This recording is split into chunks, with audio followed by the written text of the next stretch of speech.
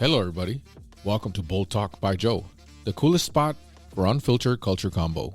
I'm Joe, your vibe curator, diving into fearless chats, break norms, and ride the wave of boldness with us. Get ready for a podcast that's as fresh as it is real. Stay bold, stay tuned. Peace. Hey, what's up, guys? I'm Mike. I'm Tabby. And we're the Grace Taproom Podcast. We are a comedy podcast that discusses pop culture. We talk movies, TV shows, music, sci-fi, horror, just to name a few things. Be sure to visit our link tree at linktr.ee/Grace Taproom Podcast 2. There you can find all of our listening platforms, our socials, and our merch store. And if you can't get enough of our regular show, then go subscribe to our Patreon, patreon.com/Grace Taproom Pod. There you can choose one of our 4 monthly tiers, $1, $3, $5, and $10. We hope you enjoy this episode. Yep, the one you're listening to right now. Remember, don't text and drive, don't drink and drive, and always drink responsibly. You heard her. Do it. Taproom closed. Are you tired of conversations being guided by the loudest voices in the room? Are you tired of people being nice because they're afraid of the consequences if they're actually honest? Are you tired of people that are so afraid of saying what is actually going on that they completely neglect the truth? Well, if that's the case, and you want to hear something that makes you go, you know, that's exactly what I was thinking, but I'm afraid to say it, come check out I Had to Say It, the podcast. Available wherever you get your podcasts fix or at IHadToSayItPodcast.com. I love Alaska because they're all like so fucking cold all the time. It's like, just give me a sex doll. I just want a sex doll. Just sex doll. I mean, I've always said, like, if reincarnation's the thing, I'm coming back as a lesbian, and I'm coming back as like one of the really hot ones. So you're going to be a lipstick lesbian when you come back. Yeah, but like the hottest lipstick lesbian. Oh, it would be fantastic. Who would play Fitz in a movie? Oh shit, Julia Roberts. Oh, wow. Wow. Okay, so what if we recasted Whiskey Hell? You're about to listen to Whiskey Hell podcast, a show centered on recent news, excellent craft beer, and absolute debauchery. While the guys are getting ready, you can reach them on Twitter at whiskey_hell. You can also go to the whiskeyhellpod.com or email them at whiskeyhellpod@gmail.com. At the end, be sure to drop them a review as a thank you for the content. Looks like they're ready. Enjoy the show, and listener discretion is advised.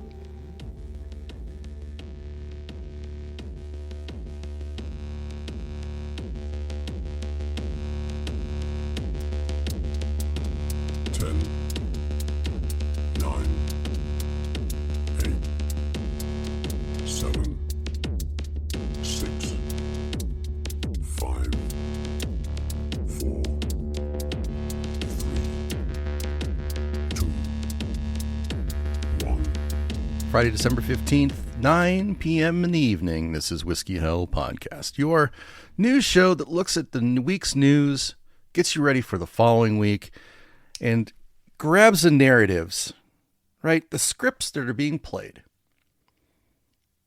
and opens them up like the ugly onions that they are. Layers upon layers of ridiculousness. We do it for you each week.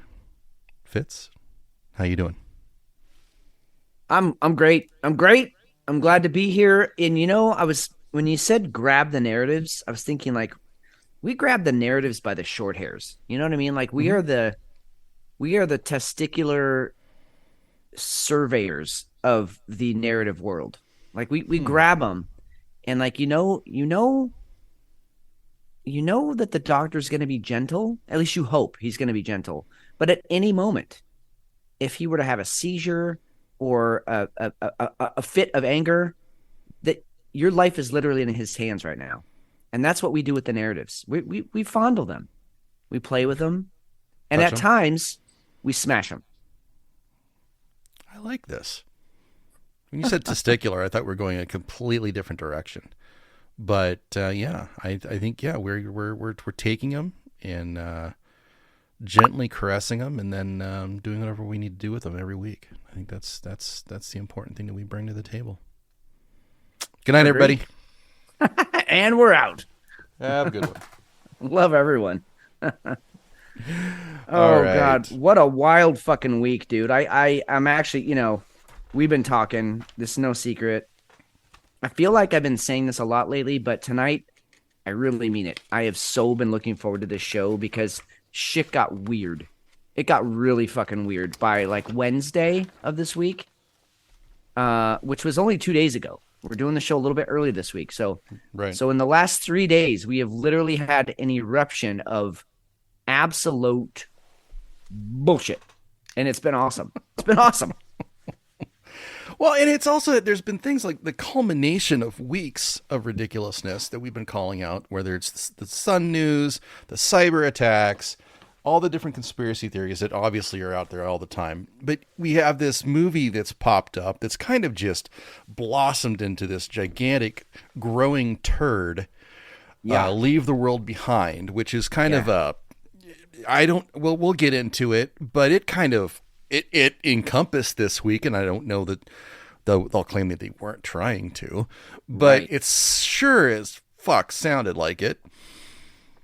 The Sun News has been ridiculous. Which is related. That's related to the Netflix movie Leave the World Behind. It is, and I'm gonna keep saying it like that. It is a Netflix movie. Leave the World Behind. It's not just Leave the World Behind. It's a Netflix movie. Yep. Leave the World Behind, because that's important to understand where Netflix is going. I mean, they are going the way of Disney here, and it's really hard to watch. Well, and I'm not saying they were the original Disney in that respect. As far as the woke business, they were for sure in that. But now they're starting to do the storytelling. You're right. Right. And I just think back to what Netflix was, which was an absolute fucking giant slayer when they came along and said, hey, we're going to take on Blockbuster. And everyone laughed them off, literally laughed them off the stock market. And then they became the giant and had some really innovative, like out there programming, some facing forward shit. And now they do this. Anyway, we'll get into it, but it's just important to remember it was made by Netflix.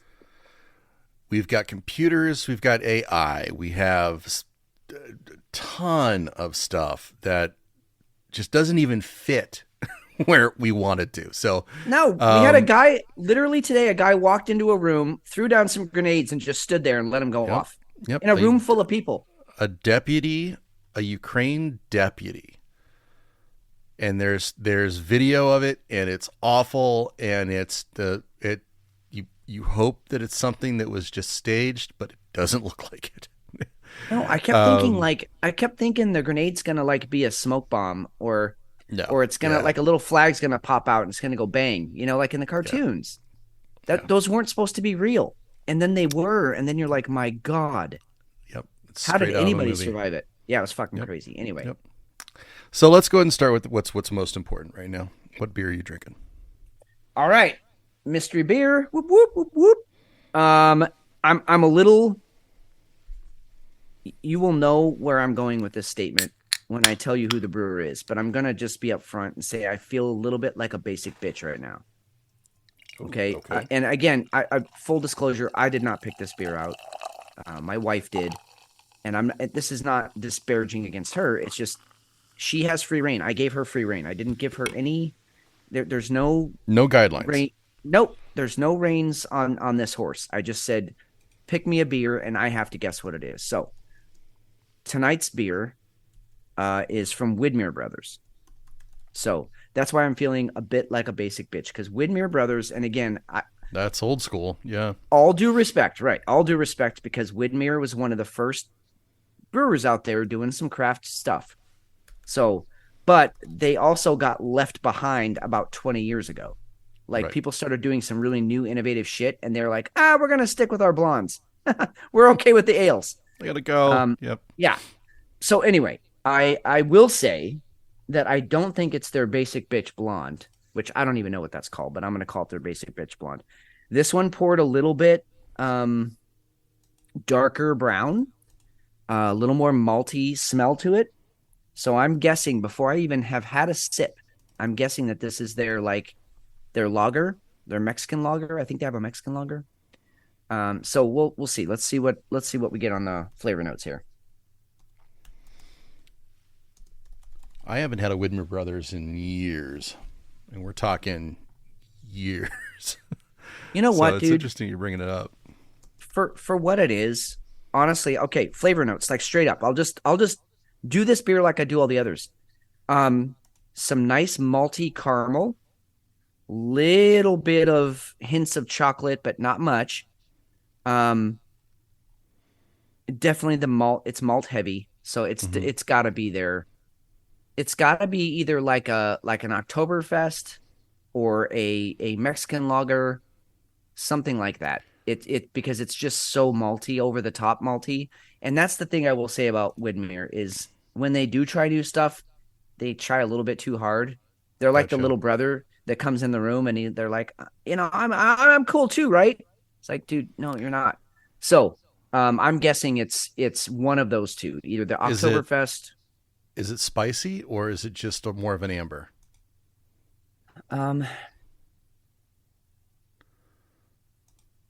Because that, I think it's either Drop Top or it's Octo Festival. Because it doesn't sound hoppy enough to be their red. No, it's definitely not the red. I'm okay. I'm gonna go out on a limb. I'm gonna guess. I don't know. I don't taste any spices. It's a little sweeter than the Drop Top. Right. Or at least a little sweeter than I remember the Drop Top. So let's see what we got here. Unveiling. It is the Oktoberfest Festival Ale. So it was the Octo. So yeah, it's definitely got the sweetness in there of the Oktoberfest. You know what? I'm not gonna. I don't have really anything disparaging to say.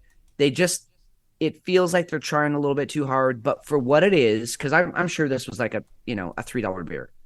Right. For what it is, it's actually decent. And if you're new to the craft beer game, fucking start with Widmer Brothers, because they're doing it okay, and they kind of ease you in. It's like they lube you up real nice. They stick in just the tip, just nice and slow, and if it hurts, they pull back out.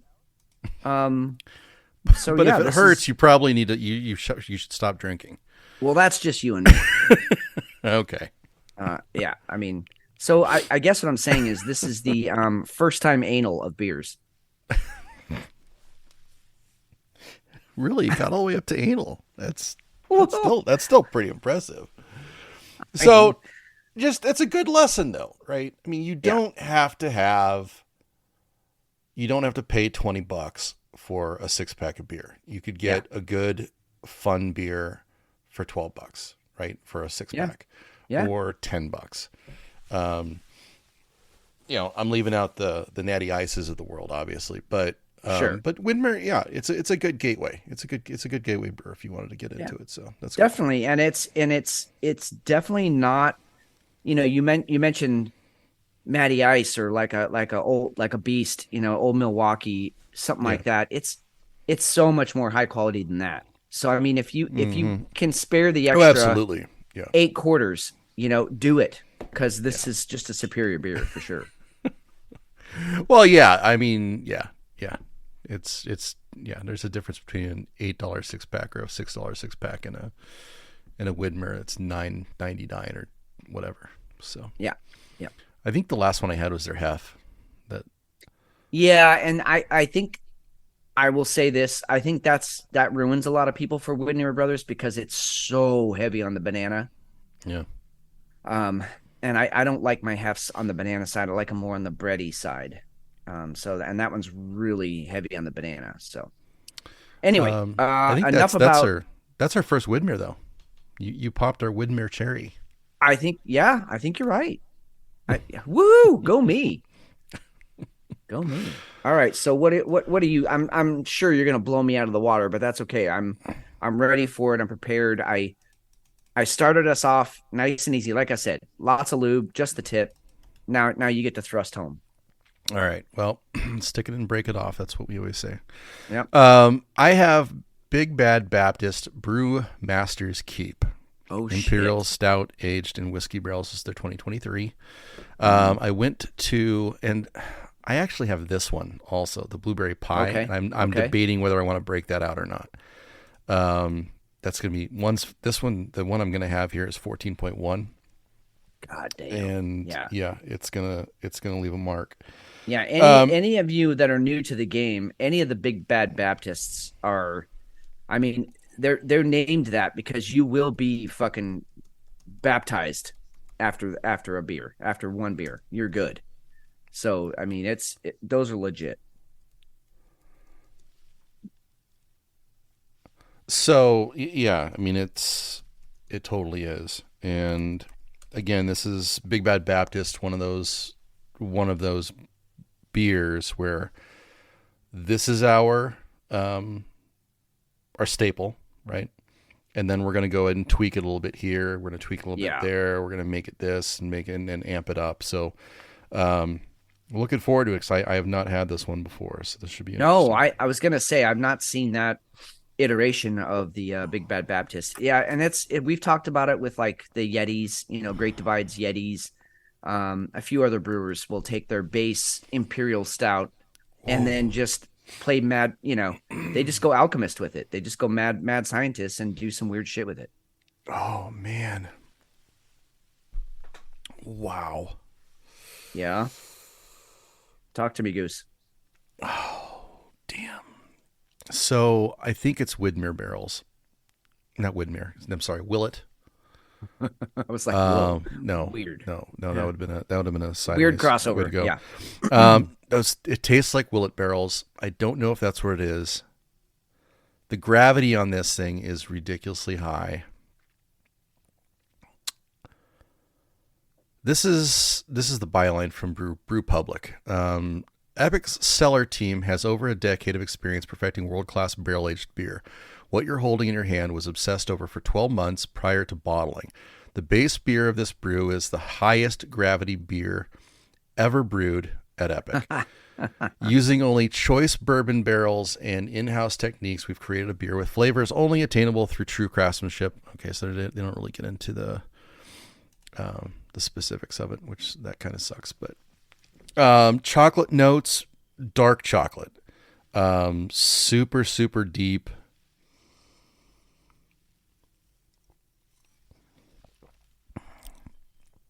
Really dry at the start. And man, that barrel that's a hot beer. Holy shit. Well, I mean, if you're so just because I'm a science fucking idiot, when McShane's talking about the gravity of the beer, that's a reference to specific gravity, and that's actually a reference to the mass of a beer. And so, like water at room temperature has a specific gravity of 1. And so if something is less than 1, it'll float. And if something is more than 1, it'll sink, generally. And so when the brewer is saying this is our highest, most gravity beer that we make, that's saying something, because they're basically saying this fucking bitch is going to sink. And you'll find it at the bottom of the ocean if you drop a bottle in. You'll find it in. Remember that bottle of wine they found at the bottom of the ocean that was from like a shipwreck in the 1700s or something. And they cracked it open and it was still like fresh, beautiful wine. But yeah, so that was obviously had a higher gravity with the glass and everything, higher gravity than the water. But anyway, that's what that's a reference to. So it's not just like some weird beer term. Specific gravity is an actual scientific thing. Yeah, they don't have the actual gravity online. That sucks. I would love to know. I would love to know how much greater than 1 that thing is. That's awesome. That just makes me happy that a brewer is like, we actually have a specific gravity of this beer. That's so cool. All right. No real housekeeping this week that I can remember. Do we have anything that popped out to you? We didn't have anything on the dock. I couldn't come up with anything. So no, and I don't think we put out too many polls. Again, it was one of those weeks that just started out slow and boring. And we were kind of, waiting and waiting and waiting for the next shoe to drop so that we would have something to fucking talk about on the show. And then Wednesday hit and all hell broke loose. Weird stuff. And I think this is going to be a show where we get to just sort of, immerse ourselves in the bath of weird and just kind of soak in it for an hour. Which I don't even know what that is. Yeah, like I don't know what a bath of weird is, but it's probably as weird as it sounds. And so that's what we're going to do. Let's fucking do it. All right, so let's go spoiler check right now. Okay, so if you don't want to hear about the movie Leave the World Behind, don't listen to this part. Skip forward about 20 minutes. Yeah. We're going to talk about it at length because it actually, I think, has a lot. It's intertwined with everything else that's going on in the world and some of the other stuff that we have on our doc. Now, if you don't give a shit about the movie, go ahead and listen because I think it's still going to be worth going back and at least putting on, watching it, and then kind of comparing what's in the news to the stuff that you see in the movie. You found this movie. I didn't know anything about it, but I watched it. I think it was Monday. I didn't have anything else going on, so I went ahead and threw it in. This is a movie that, first of all, pretty big cast. Yeah. You've got Ethan Hunt, Julia Roberts. Ethan Hawke. Or Ethan Hawke, excuse me, Ethan Hunt. Yeah, that's good. Mashallah Ali, and I can't remember the other person that's in it. Anyway, but you really only see these four and the two kids that are in it. And it's all hell breaks loose. This family is at this Airbnb. The mother is this awful Karen type. She hates the world. She has this big monologue at the beginning of the movie that says how she hates the world and all this kind of stuff. Well, what she says is, I just remembered I fucking hate people. That's how she says it. Right. And I can't forget that that's how the movie started. Yeah. The whole movie, Don't Look Up, and we all saw that. We understood the point of it.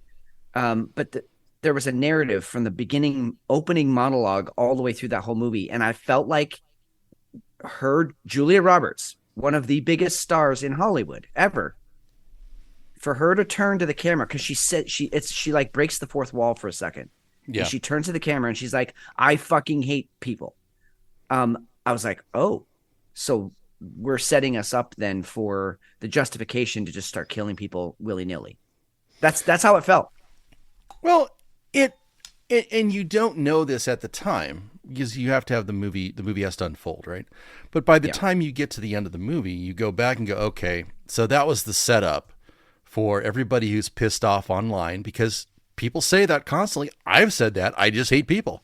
Yeah. Same. I mean, we wake up like that. It's a pretty common thing now because a lot of people suck and a lot of us can't stand them. Now, are we as angry as she was? I don't know about that, but it definitely did come through, especially when she was interacting with the black daughter in this. I mean, they were both absolute cunts to each other. Oh, they were horrible. And I the whole time I'm like, why are women like this to each other? I'm not saying all women, and I'm not saying all the time, but no, women can be so catty. One thing I have always loved about guys is that if you have a beef with another dude, you fucking throw hands, and then afterwards, one of you's buying the other one a beer, and you can probably be friends after that. And you at minimum move on from it, right? That whatever that was it should be over at that point. It's over, yeah. Unless they're a bitch, so.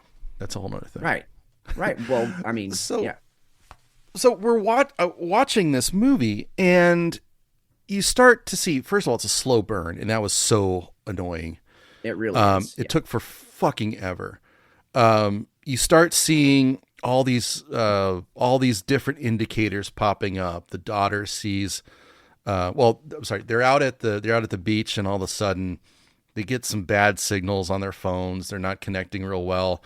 All of a sudden, an oil tanker comes up into shore, just randomly hits the shore. Yeah. So that's an indicator. Or maybe not randomly. Well, but at the time to them. Yeah, at the time, right. At the time, you're like, it just seems like, oh, this is just a random event. And I couldn't believe that was the actual attitude that came along with it. So I was just scratching my head. I would be freaking the fuck out because that shouldn't happen. Same. And then other things start to evolve. They get a little bit farther off in the night. The owners of the house that they were renting, the Airbnb, the black father and daughter, they come up, and I'm saying that only because it becomes a thing in the movie. Yeah, it does. They play it up big time. They do awfully too. But it to me, as this is evolving, as I'm watching it, it was frustrating because I'm not seeing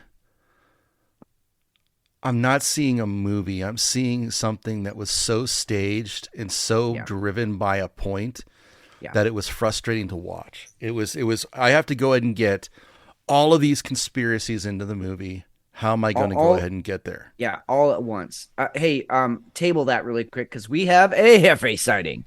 Hey, Hefe. Come on. You have the Hefe sighting. Yeah. Hefe. Did I not say the? You said A, but I know what you meant. Goddamn right you did. What's going on, man? Not much.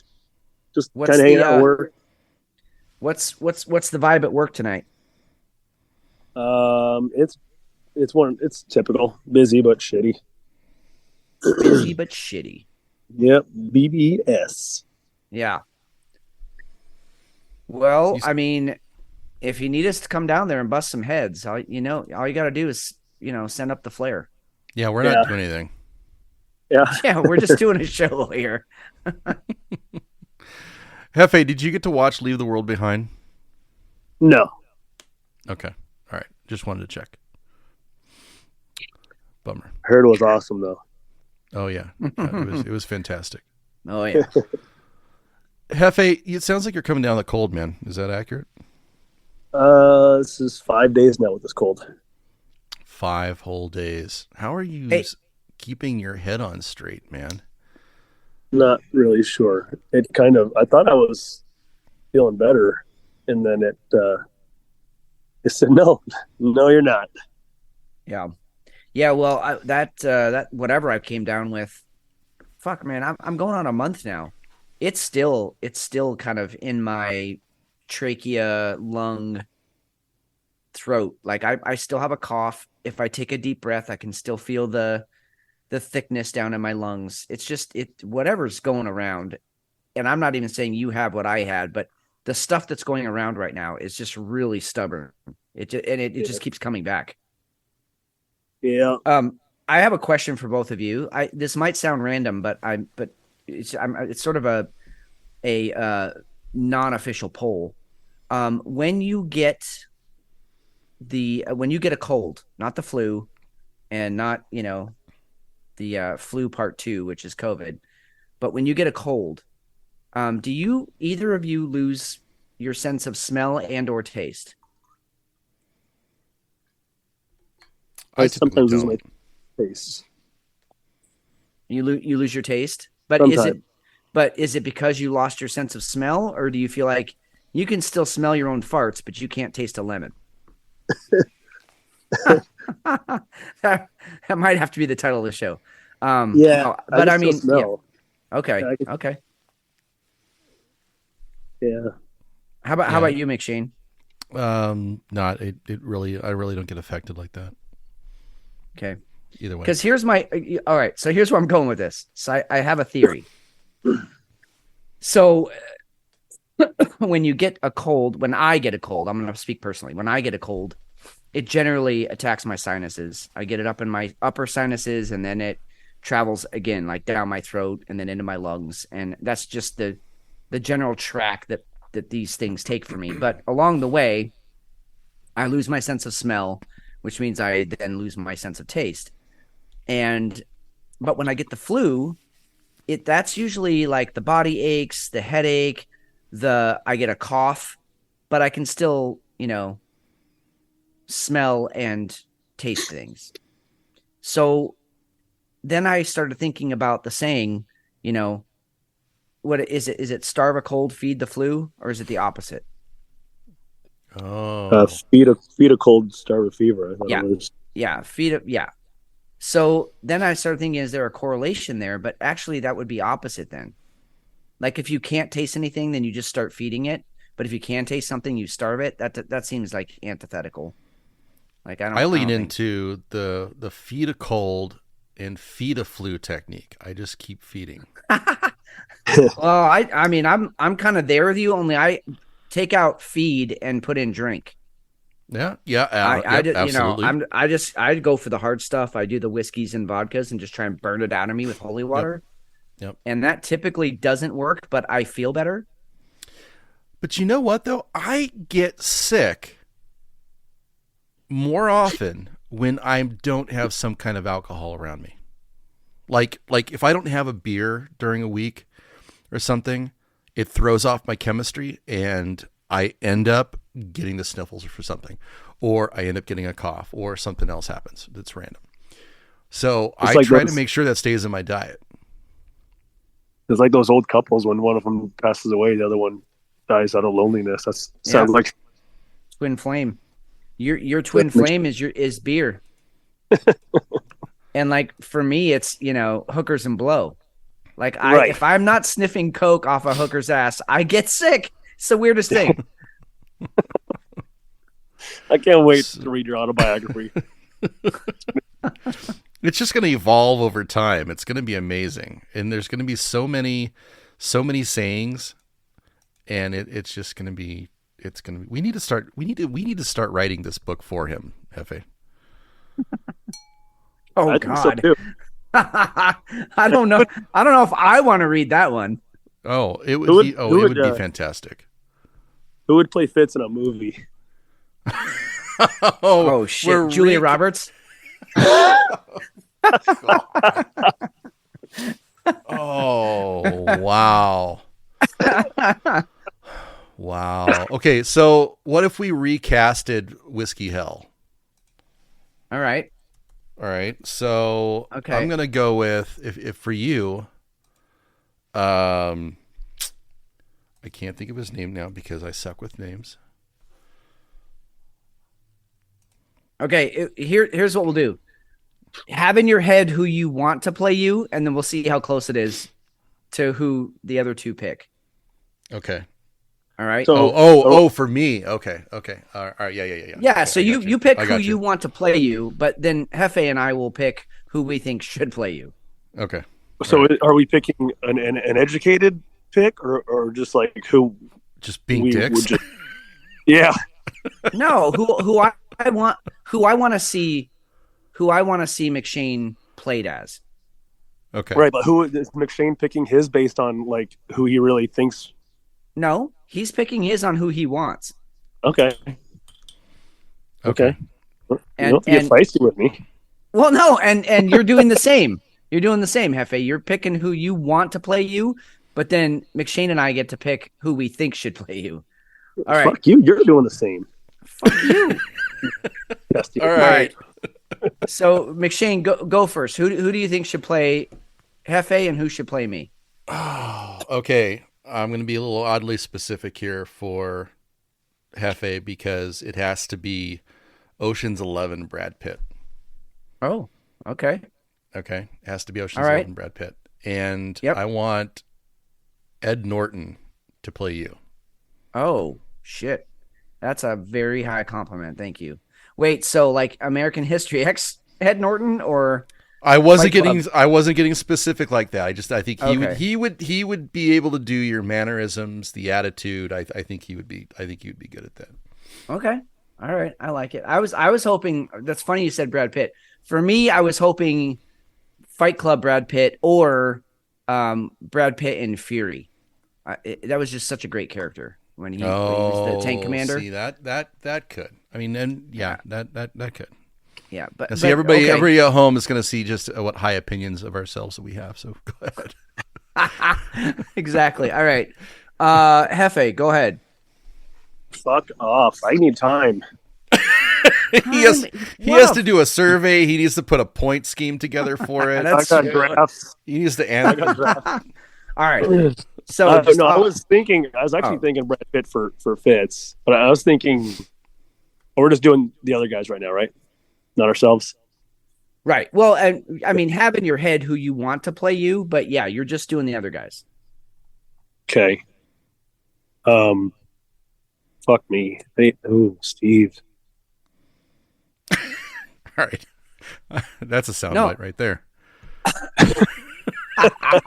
If you edit it just right, it sounds like a call to action. It was. I feel a little bit. I puckered a little bit. Go ahead. Get a little aroused. How about I'm so bad at this. Jeff Bridges. Oh, like Big Lebowski, Jeff Bridges. Yeah, that's exactly the Jeff Bridges I was thinking. Okay.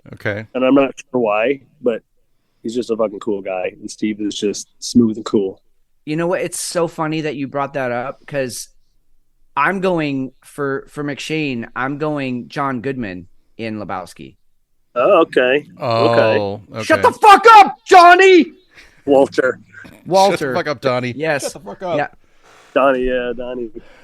But So just like the flashes of anger, but also like the coolest person in the room.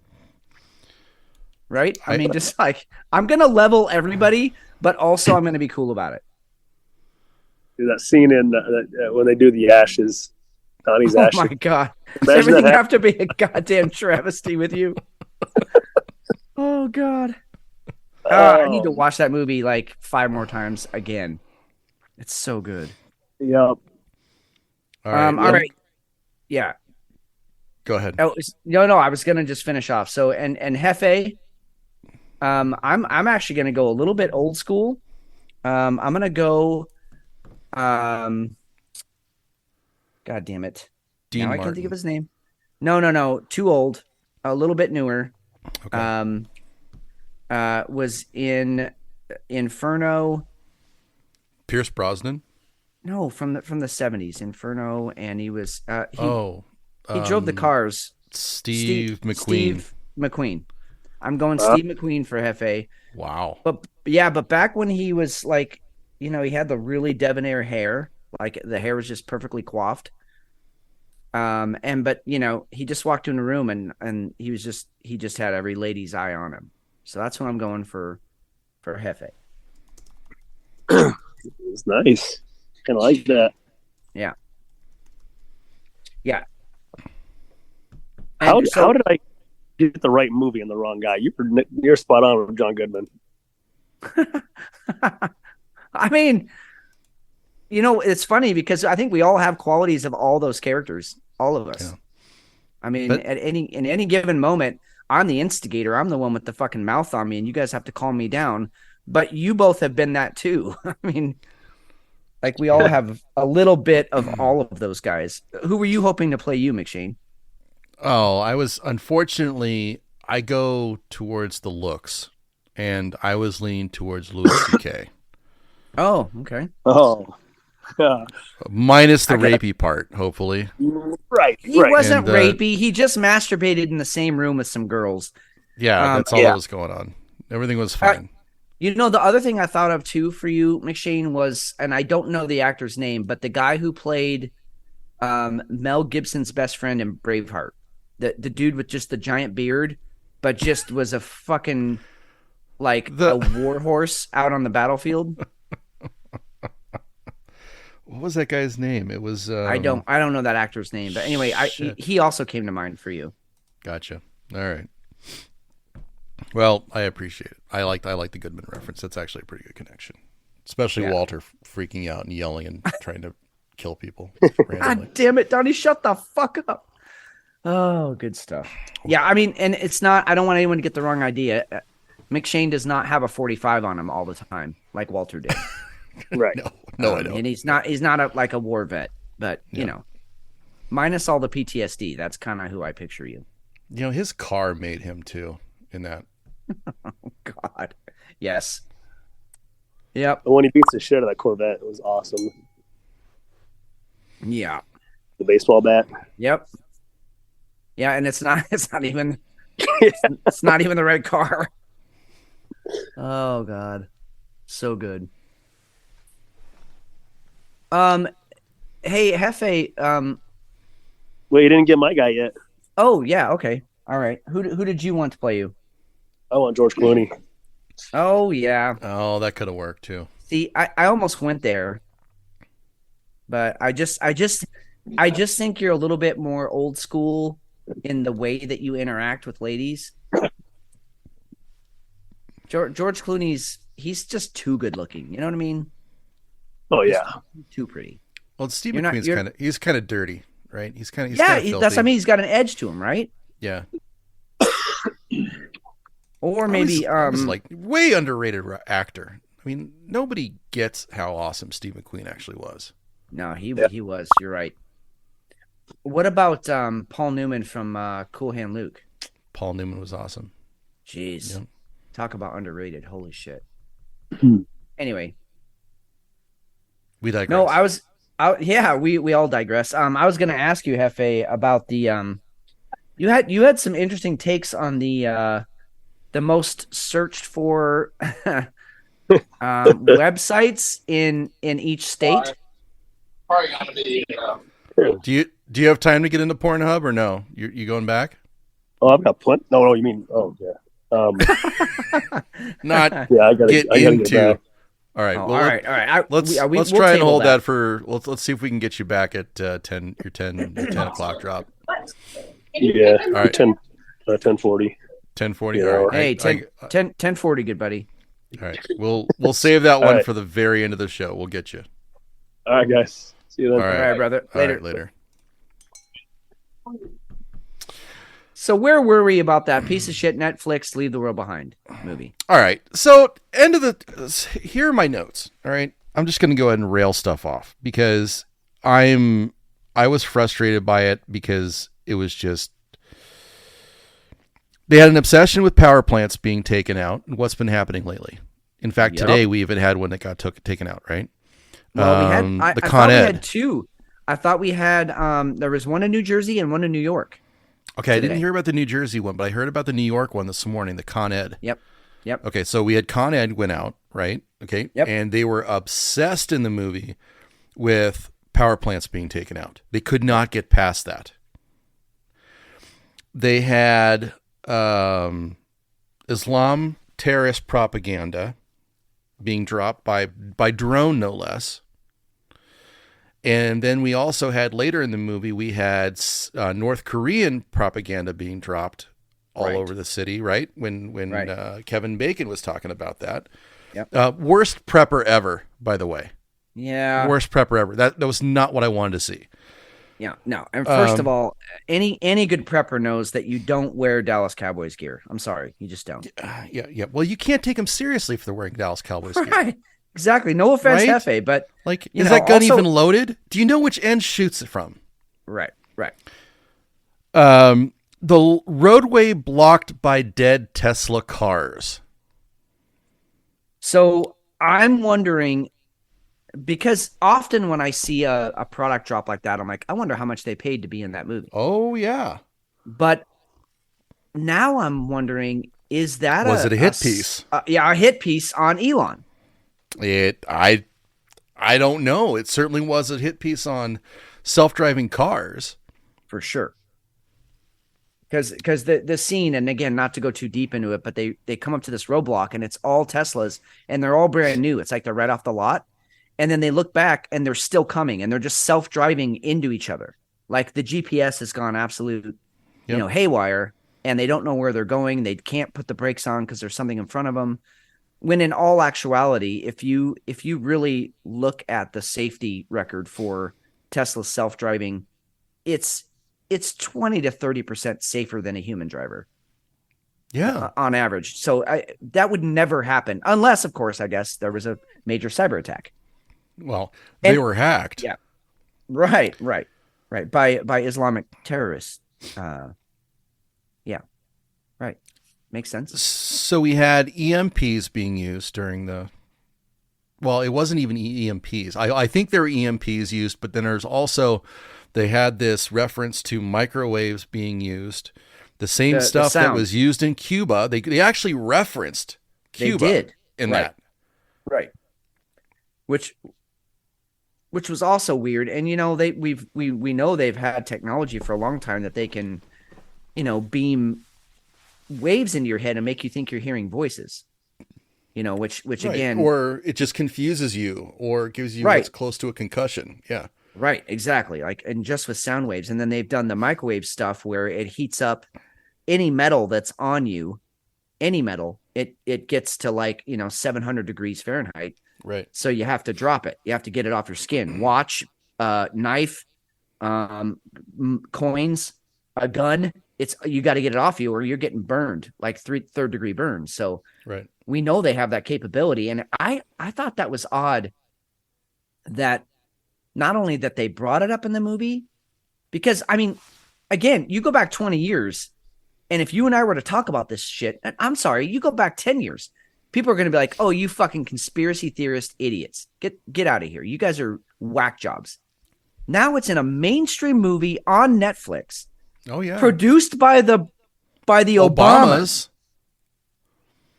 Yeah. And we're sitting here talking about it like it's a normal thing. Like, yeah, we know they have this technology and now they're showing it on movies. And I still go back to, and I fully believe that if you see it in the movies, it's been around for 20 to 30 years, and B, they're getting you ready for what's coming.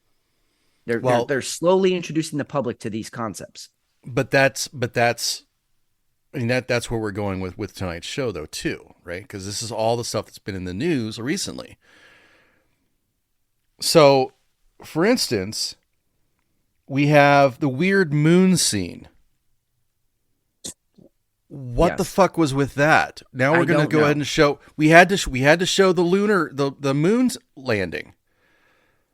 Okay, the only reason that was referenced was because they had to show the moon landing, and now, was that a shout out to all the conspiracy theorists that don't believe that we actually landed on the moon, or was that how they're going to go ahead and bring in the sun? Because the timing in the movie was right when they started getting the microwaves and stuff started getting really hinky with the animals. The animals started showing up. Yeah, all of a sudden, all the deer. All the deer were actually up on the property, or the birds. The birds too. Yep.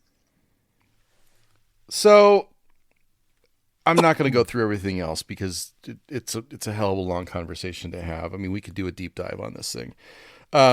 Another piece that was bothersome to me was the father and the daughter being in bed together, and the daughter turns and says that you can't trust white people. Yeah. Yeah. That whole scene was odd, to say the least. What are we doing in the news right now?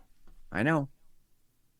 Well, and it was specifically just from, she said something to the effect, remember in a disaster scenario, you can't trust white people. So it was like not just taking it to like every day. It was when the shit hits the fan, you can't trust anyone with lighter skin than you. Right. Yeah, that was troublesome. Well, and there was also the scene where it felt like to me that the brother and the sister, she was scared. And he was, kind of giving her shit, like, don't be a little baby. And then she's like, no, this is like really serious. I really wanted to see the Last Friends episode, but now I'm really scared. And there was almost that moment where you thought he was going to climb into bed with her. Yes. And then he didn't. And then like 10 minutes later, they show the dad and the daughter in bed together, and she's not wearing much. He's not got a shirt on. And they're talking about white people. Well, in the kid, the guy, the son, the older son, he's in bed with the picture that he took of the black daughter at the pool. Yeah. And they actually have him jerking off in bed. Yeah. I mean, you're not seeing anything, but you see enough of the bed moving that that's what he's doing. We've all been there, right? Yep. Totally unnecessary. I'm not trying to be a prude, but for that kind of a situation... Really? This you had to throw that one in there? The symbolism in this movie was just incredible. And I don't know what the point of the fucking movie was. Are you trying to scare everybody? Are you trying to make fun of everybody? Are you trying to make fun of the world, for that matter, because we're so destabilized? When actually, in the end, we show the world falling apart. Whatever city it was that they were near is being blown New York, up, dude. Yeah, because of the destabilization. Yeah. I don't know. Go ahead. Here's the line from the daughter and the dad. I'm asking for you to remember that if the world falls apart, trust should not be doled out easily to anyone, especially white people. Even Mom would agree with me on that. I'm asking. And That's by the straight way, from the movie. yeah, the mom is most likely dead at that point. Yes. Yeah, I don't know. I'll tell you. So there's a lot of negative to this movie. Are you ready for my favorite part of the movie? Yeah. Ethan Hawke played a really, really amazing, white, non-confrontational, spineless college professor. He was amazing at that role. And I mean, we've all seen him in Training Day and other movies where he's like a legit badass. This movie, he was such a fucking pussy and yet a father, but just trying to do the best thing, but also like trying to make peace with everything. I thought he did a great job. I mean, for what it was, he did a great job. I was irritated by his character so much. Oh, that's why I'm saying he did a great job. Yeah, I hated him. You're right. I hated him, but it's because I don't hate Ethan Hawke. I like him as an actor, but seeing him play a role where I literally was like viscerally, like, I'm not saying I'm an alpha, but my inner predator was like, that guy gets taken out first and we eat his meat. Like, yeah, you can't allow him to suck up any air in this room because he's a waste of fucking skin. And I was like, whoa, I can't believe I'm having this reaction to Ethan Hawke. So I just thought he did a great job, even though I fucking hated him. I still, Julia Roberts irritated the shit out of me. Yeah, well, I already disliked Julia Roberts, so she was very believable in that role for me. Yeah. So. All right, so what was the outcome on the movie? What was the whole point? I can't tell you. Okay. Again, hats off. I think from a sheer, the reason, I went into it wanting to know, because I love disaster movies, because I want to see how people react, and I want to critique all the dumb shit they do, and then I want to be able to sit back and drink a beer and be like, I would have never done that. So that's why I started watching it. By about 15 minutes in, I was really watching it for the rhetoric and to see how deep it was going to go into the wokeness, the, people are bad. And so from that point of view, from that perspective, it was really effective because I think they did a good job of sort of preparing the public for what could be coming. I'm not saying it is coming. I'm saying I'm preparing for that, but I'm not saying it is coming for sure. But they were getting people prepared for something in this movie. And I'm sorry, if you watched the movie just for sheer entertainment and you missed all of that, then, I mean... You're not I'm sorry. listening You're to our not gonna show make for it. one. yeah, and you're not going to make it. I'm sorry. So for me, that's what it was. I don't know. What was your takeaway? It wasn't insulting the overall movie. It was entertaining from the standpoint of being somebody who, I mean, we watch the news, right? We watch the news for what it is, not because we believe it, but because we know there's storylines, right? We watch the narratives. Yeah. We want to see what the scripting is. It was entertaining from that perspective. Being somebody who doesn't believe everything that he watches, I want to know what the goal was of this, though. That's where I am definitely perplexed. Would I go back and watch it again? No, it's not worth it. No. I'll never see it again. But the movie that you quoted when we first started talking about this, what was it? The Don't Look Up? Yeah, right. I never watched it. So now I kind of want to go back and watch that and see if I feel that same way. Because now you've kind of connected the two, I'm wondering if this is an overall thing that Netflix is going to do from time to time. Yeah, I mean, I don't know. So Don't Look Up, I thought if you catch the double entendre, it's actually a really clever movie. If you don't catch it, and this was funny to watch online, all the comments going on about that movie, is half of the public, and again, I know I've said it before, but the George Carlin line of, think of how stupid the average American is, and then just imagine that half of them are stupider than that. That keeps coming to mind because half the conversation out there was like, I don't get it. What's the point of the movie? And the other half was like, you're a fucking moron. Like, the whole point of the movie was just ignore what's really happening because then you'll be okay. Right. And so, yeah, I actually, that one I would say it's worth watching for you, especially now, because that was what, 2-3 years ago. So I mean, it would be worth it. It would be worth it. All right. I will take a shot. It was it's actually funny. I mean, there were some parts in there where you have to laugh at the absurdity. I mean, because they were really making fun of the wealthy, the educated, and they just were fucking poking holes at them. And it was great. It was really great. Well, I thought this was great. Mark Zuckerberg. Now, this is after the movie came out. Mark Zuckerberg builds a $100 million Hawaii compound with massive underground bunker. Why does this come out now? Kauai. Well, I don't know. I will tell you. So Bezos has 3 compounds. One in like Eastern Washington state, one in Colorado, and then one in, I think it's like Kentucky, like somewhere near the Smoky Mountains. And they all have way deep underground bunkers in them. Why would you stay in the country? If you can get into your plane and get to someplace else, why wouldn't you? I mean, I guess they may have something someplace else. Now, I think they're preparing. I think they're preparing for a major earth-wide disaster, like, biblical type stuff, like the floods of Noah or what took out Atlantis. I mean, listen, I don't want to get too far into it tonight, but we have absolute proof. It's not a theory. Absolute proof that every 3,000 years, there's a pretty bad disaster on this planet.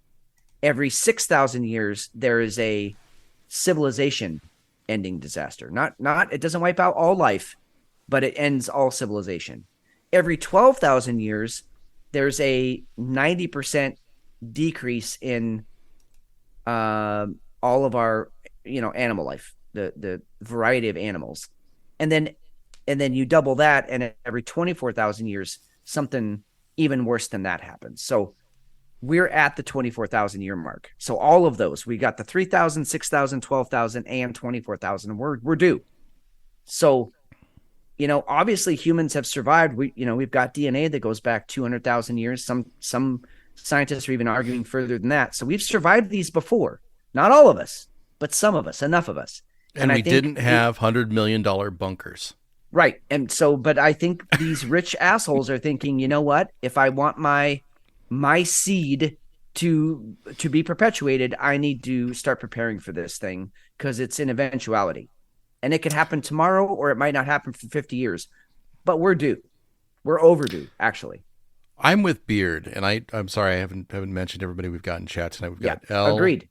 Buttercup, Beard, Aaron's here, Calliope was here earlier. But Beard, an island bunker seems like a bad idea. If there is a global water-related disaster, especially when we're talking about, we know that the ice caps are melting in places, right?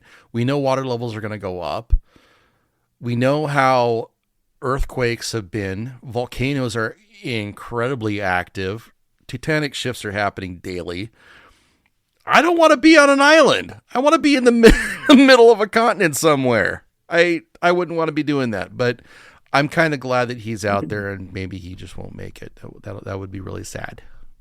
Well, I'm gonna run counter to both you and Beard, and only because the research I've done. If anything, we're due for, in the next 20 years, we're due for a major cool down on this planet. So we're not gonna have to worry about global warming. We're gonna be a giant snowball. We're due for another ice age. But on top of that, if the coming disaster is what I think it is, which is a flip of the magnetic poles, which again happens every 6,000 years like clockwork, and we're due. If that's what happens, then the Earth does its little wobble and the oceans slosh. Now, if it sloshes over a giant island like Hawaii, it sloshes right back and it runs off, and you're dealing with a day, maybe 2 days of flooding. But if you're in some place like where I live right now, you're looking at months of flooding. So in the long run, I mean, if that's the scenario that happens, Zuckerberg's in a way better spot than I am, period. And I don't have an underground bunker, so I'm wiped out anyway. I'm dead anyway, and as are you in Phoenix. But I'm just saying, like, if you're going to build your bunker someplace, at the tip of a volcanic mountain that's dormant is not the worst place, because the water will recede pretty quickly. See, I'm thinking just Hawaii just disintegrates into the ocean and they're gone. And believe me, I would love that too. Just because of Zuckerberg being just because it's him. Yeah, exactly. I got nothing against the people of Hawaii, but so you're saying I'm not going to get oceanfront property out here? I mean, you will for about like 7 to 8 seconds. I mean, it'll be oceanfront, and then you'll be underwater like everyone else. I mean, it's cool. You can take to heart. For that 7 or 8 seconds, your property's worth millions. Millions. Fuck yeah, because it's yeah. Wait, in which economy? I mean, whatever's left. Perfect. Good. Yeah. That's what I was hoping for. Yep. All right. How's that beer treating you? I still have about half left. So again, for what it was, and I'm actually going to give props here to Widmer Brothers. That was a crushable beer. I mean, that took me it was gone in the first 15 minutes of the show. Okay. And I didn't even realize it. I just kept going back for more. So super crushable. I would actually buy a 6-pack of this. It was quite tasty. Summer beer, fall beer, spring beer. It's not obviously it's not a winter beer, but no, it's fall for sure. Fall beer. Sure, okay. fall. All right. And fair. you know what I could picture just being out like at a brewery on the back patio. It's a little chilly out, but you're just kind of throwing these back and playing some cornhole or something. Great beer for that, because you're never going to get shit-faced from it, but you got a little buzz, and it feels good. All right. So, yeah. right. How about your beer? How'd that treat you? I'm enjoying the shit out of it. Good. In fact, I'm enjoying it too slowly, honestly. Oh, well, it's all the gravity. Yeah. It is definitely a sipper. Well, it's warming up fantastic. I don't want to rush it, but it did help me decide I want the blueberry pie one next. Okay. I do want to do that. So God help everybody. We'll do I think we'll try and do an after show. We'll see how I'm doing at that point. But so you ready for beer too? Because we've got a ton to get through in the second half. Yeah, I think this week I'm going to call an audible. I'm going to say we kind of do rapid fire for the second half of the show. Okay. Because we have a lot to get to. We spent, I'm not saying it wasn't good time spent, but we spent time on the Netflix movie Leave the World Behind, and I want to move on from that and get to some actual news. So yeah, absolutely. Well, and it's all going to wrap up. Most of it's going to wrap back up into that. So totally. Let's grab our beers quickly. We'll get back because we got folks here waiting. And all right. We'll see you in a minute. All right. Be right back. So I was really encouraged by that first beer. I wasn't sure. I was on the fence about how I wanted to do this. So hold on. Oh, encouraged in what way? Like encouraged sexually? Encouraged like militarily? Scientifically. I wanted to experience the next beer and see and overanalyze the beer to see which one I liked better and see just how much the original base came through to the the blueberry pie. Compare and contrast. I get it. I get it. Right. So the first thing I can tell you is, gravity speaking, this is a way lighter beer. Okay. And it's still an imperial stout. Yeah. Imperial stout aged in whiskey barrels with nutmeg and natural flavors added. This is Big Bad Baptist blueberry pie. When I opened this, that's Jane Mansfield. Okay.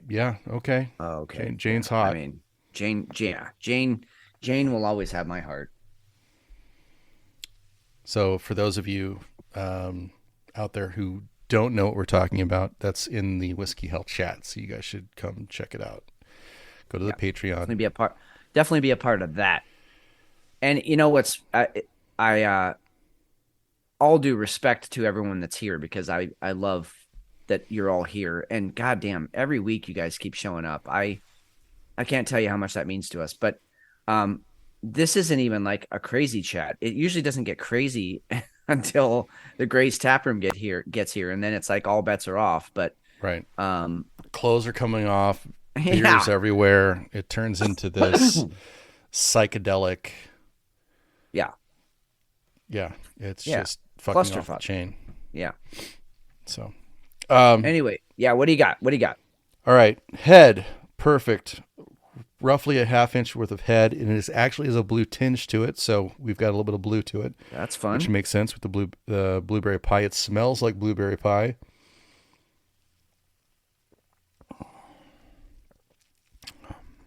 You wouldn't even tell that this is an imperial stout.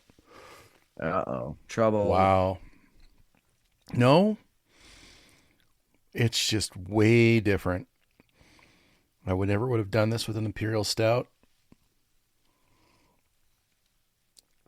Yeah, it is interesting when they do like a pie out of a stout. The barrel comes through big time too. Yeah. So again, it's I still think this is a Willet barrel that they're using. I could be wrong. I don't know. I don't know my bourbons and whiskeys and whatnot real well, but that's what I'm getting, at least from my experience with some of the different barrels that I've had.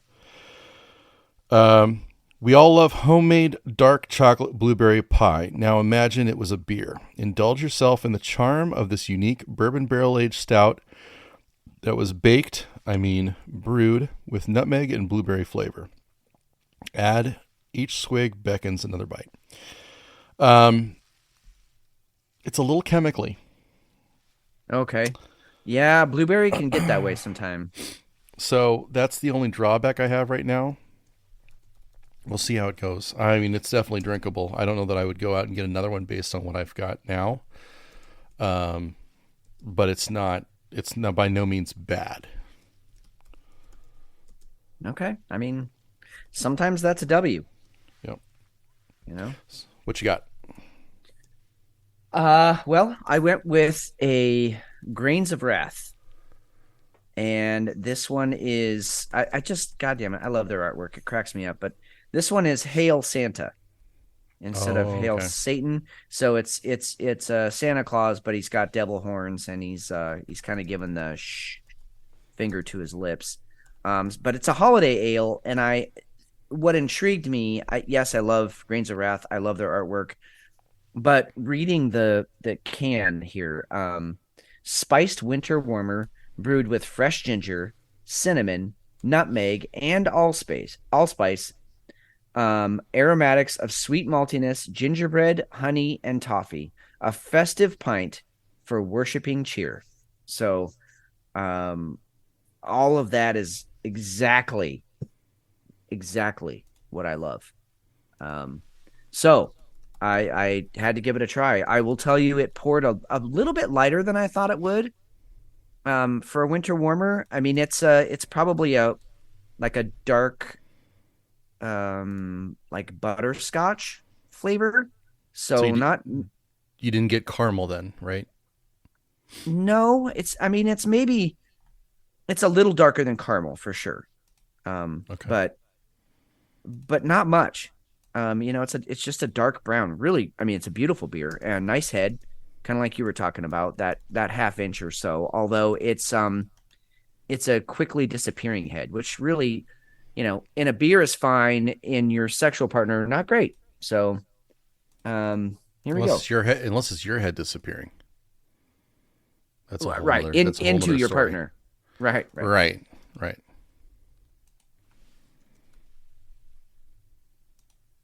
Oh, sounds like a winner. Oh. Okay. Story time with Fitz. Oh boy. All right. So, I want you to okay, so you know how like you'll be sitting on the couch watching something mindless, right? I mean, it's just whatever's on. And let's say you're knitting a blanket, maybe for your nephew or your kid or your grandkid, but you're knitting a blanket. And as you're knitting, the yarn that's feeding into your, knit 1, purl 2 is it's in a position where it slowly starts to rub on your penis. And so you're knitting and you're like, "Oh, wow, that felt kind of good." You rub a little faster? Yes, so you start knitting faster. Because I mean, the faster means better, right? But you get to a point where you're like, okay, if I go any faster, I'm going to burn myself. So I need to slow down and finish the blanket. And then everything will finish at once, right? You'll finish the blanket and you'll also finish. And that's how I kind of feel like this beer, is, in the sense that it's an unexpected, like, oh, wow, I didn't expect all of that to be happening while I was knitting a blanket.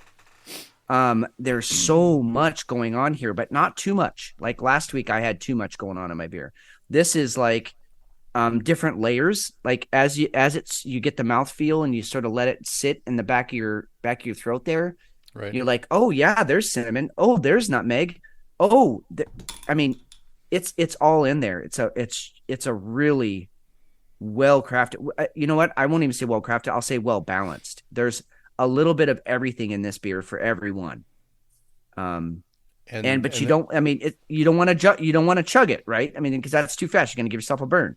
So this is a sipper, but it's just a really nice sipper, really nice winter warmer. And it sounds like the malt profile is a little bit lower. Totally. There's a little malt in there, but the caramel side of malt, not the more oaty, oat side of malt, but the Right. caramely sweet. But this is not like an imperial stout dessert sweet. This is a savory sweet, where you're straight up getting those spices. So my point with the story was, you're doing something good, but then there's also unexpected benefit from it. So this one's like, yeah, this is a good beer, but then, oh shit, there's even more goodness to it.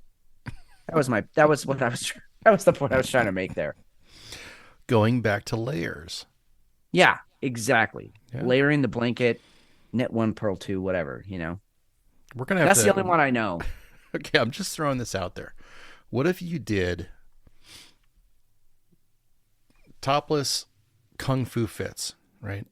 And you've got knitting stuff, right? All the stuff that goes along with knitting. And you're teaching people to knit. So you've got a website or an OnlyFans set up. And you're giving knitting lessons.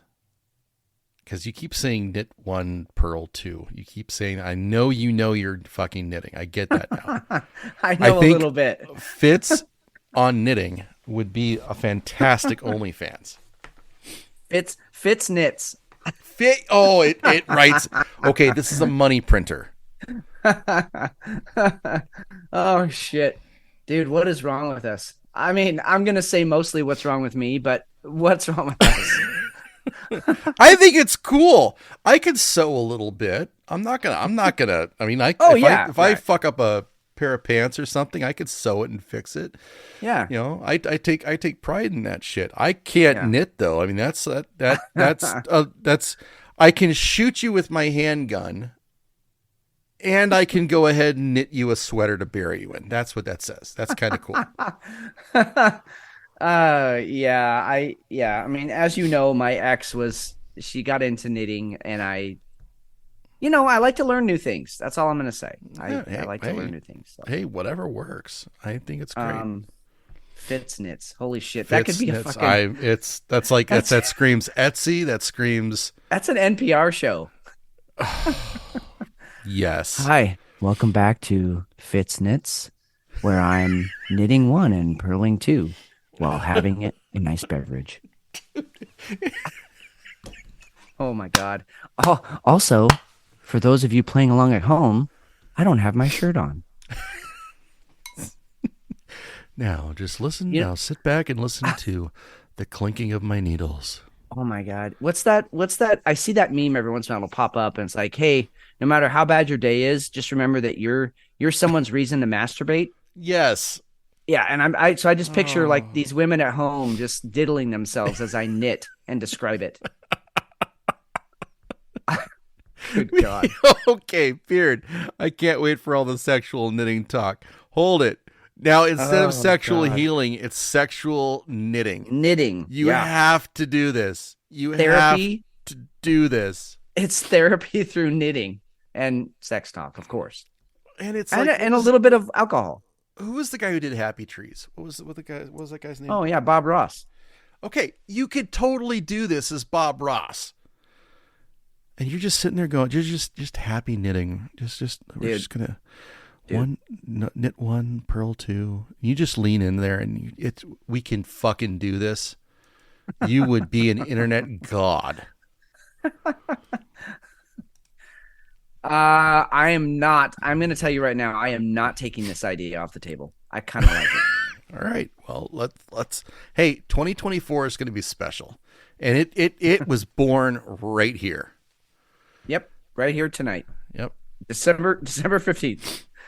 All right. Are we gonna rapid fire this shit or what? Let's talk some news. Let's fucking hit it. Here we go. This is Zelensky on Fox. Oh dear. I say, such person from government or mayors, think about the war. Think about how to defend our people. Don't travel through the world each day. Travel to the front line. Ask people, ask soldiers what they need. Do this. Not build roads for today. Don't do it. Spend all your money to the weapon, to the drones, to the society, to the pensions, and etc. And don't cry, because you are leaders, and that's it. That's why we are, and that's why we stay, because mostly people are not crying. People stay and fight against Putin, and we don't have any enemies in our country. We can't have time for this, and we don't have it. We have only one enemy. This is Putin, and that's it. But you'll stand from democracy going forward? Yes, of course, and of course, because we are really defending democracy, and we are really defending freedom. Mr. President. Don't fix your roads. Don't spend money. Don't fuel your pensions. Send us all your money so we can fight Putin. And we're defending democracy, even though I've gone ahead and suspended voting. Yeah, and by the way, they were on like the world's like most corrupt countries list, named by the New York Times, by the way, back in 2017. Is it just me? So you remember that commercial? I'm sorry, I am trying not to laugh, but it's just going to come out the way it needs to come out. Do you remember that commercial with the woman who was like, I smoked for 30 years and now I don't have a voice?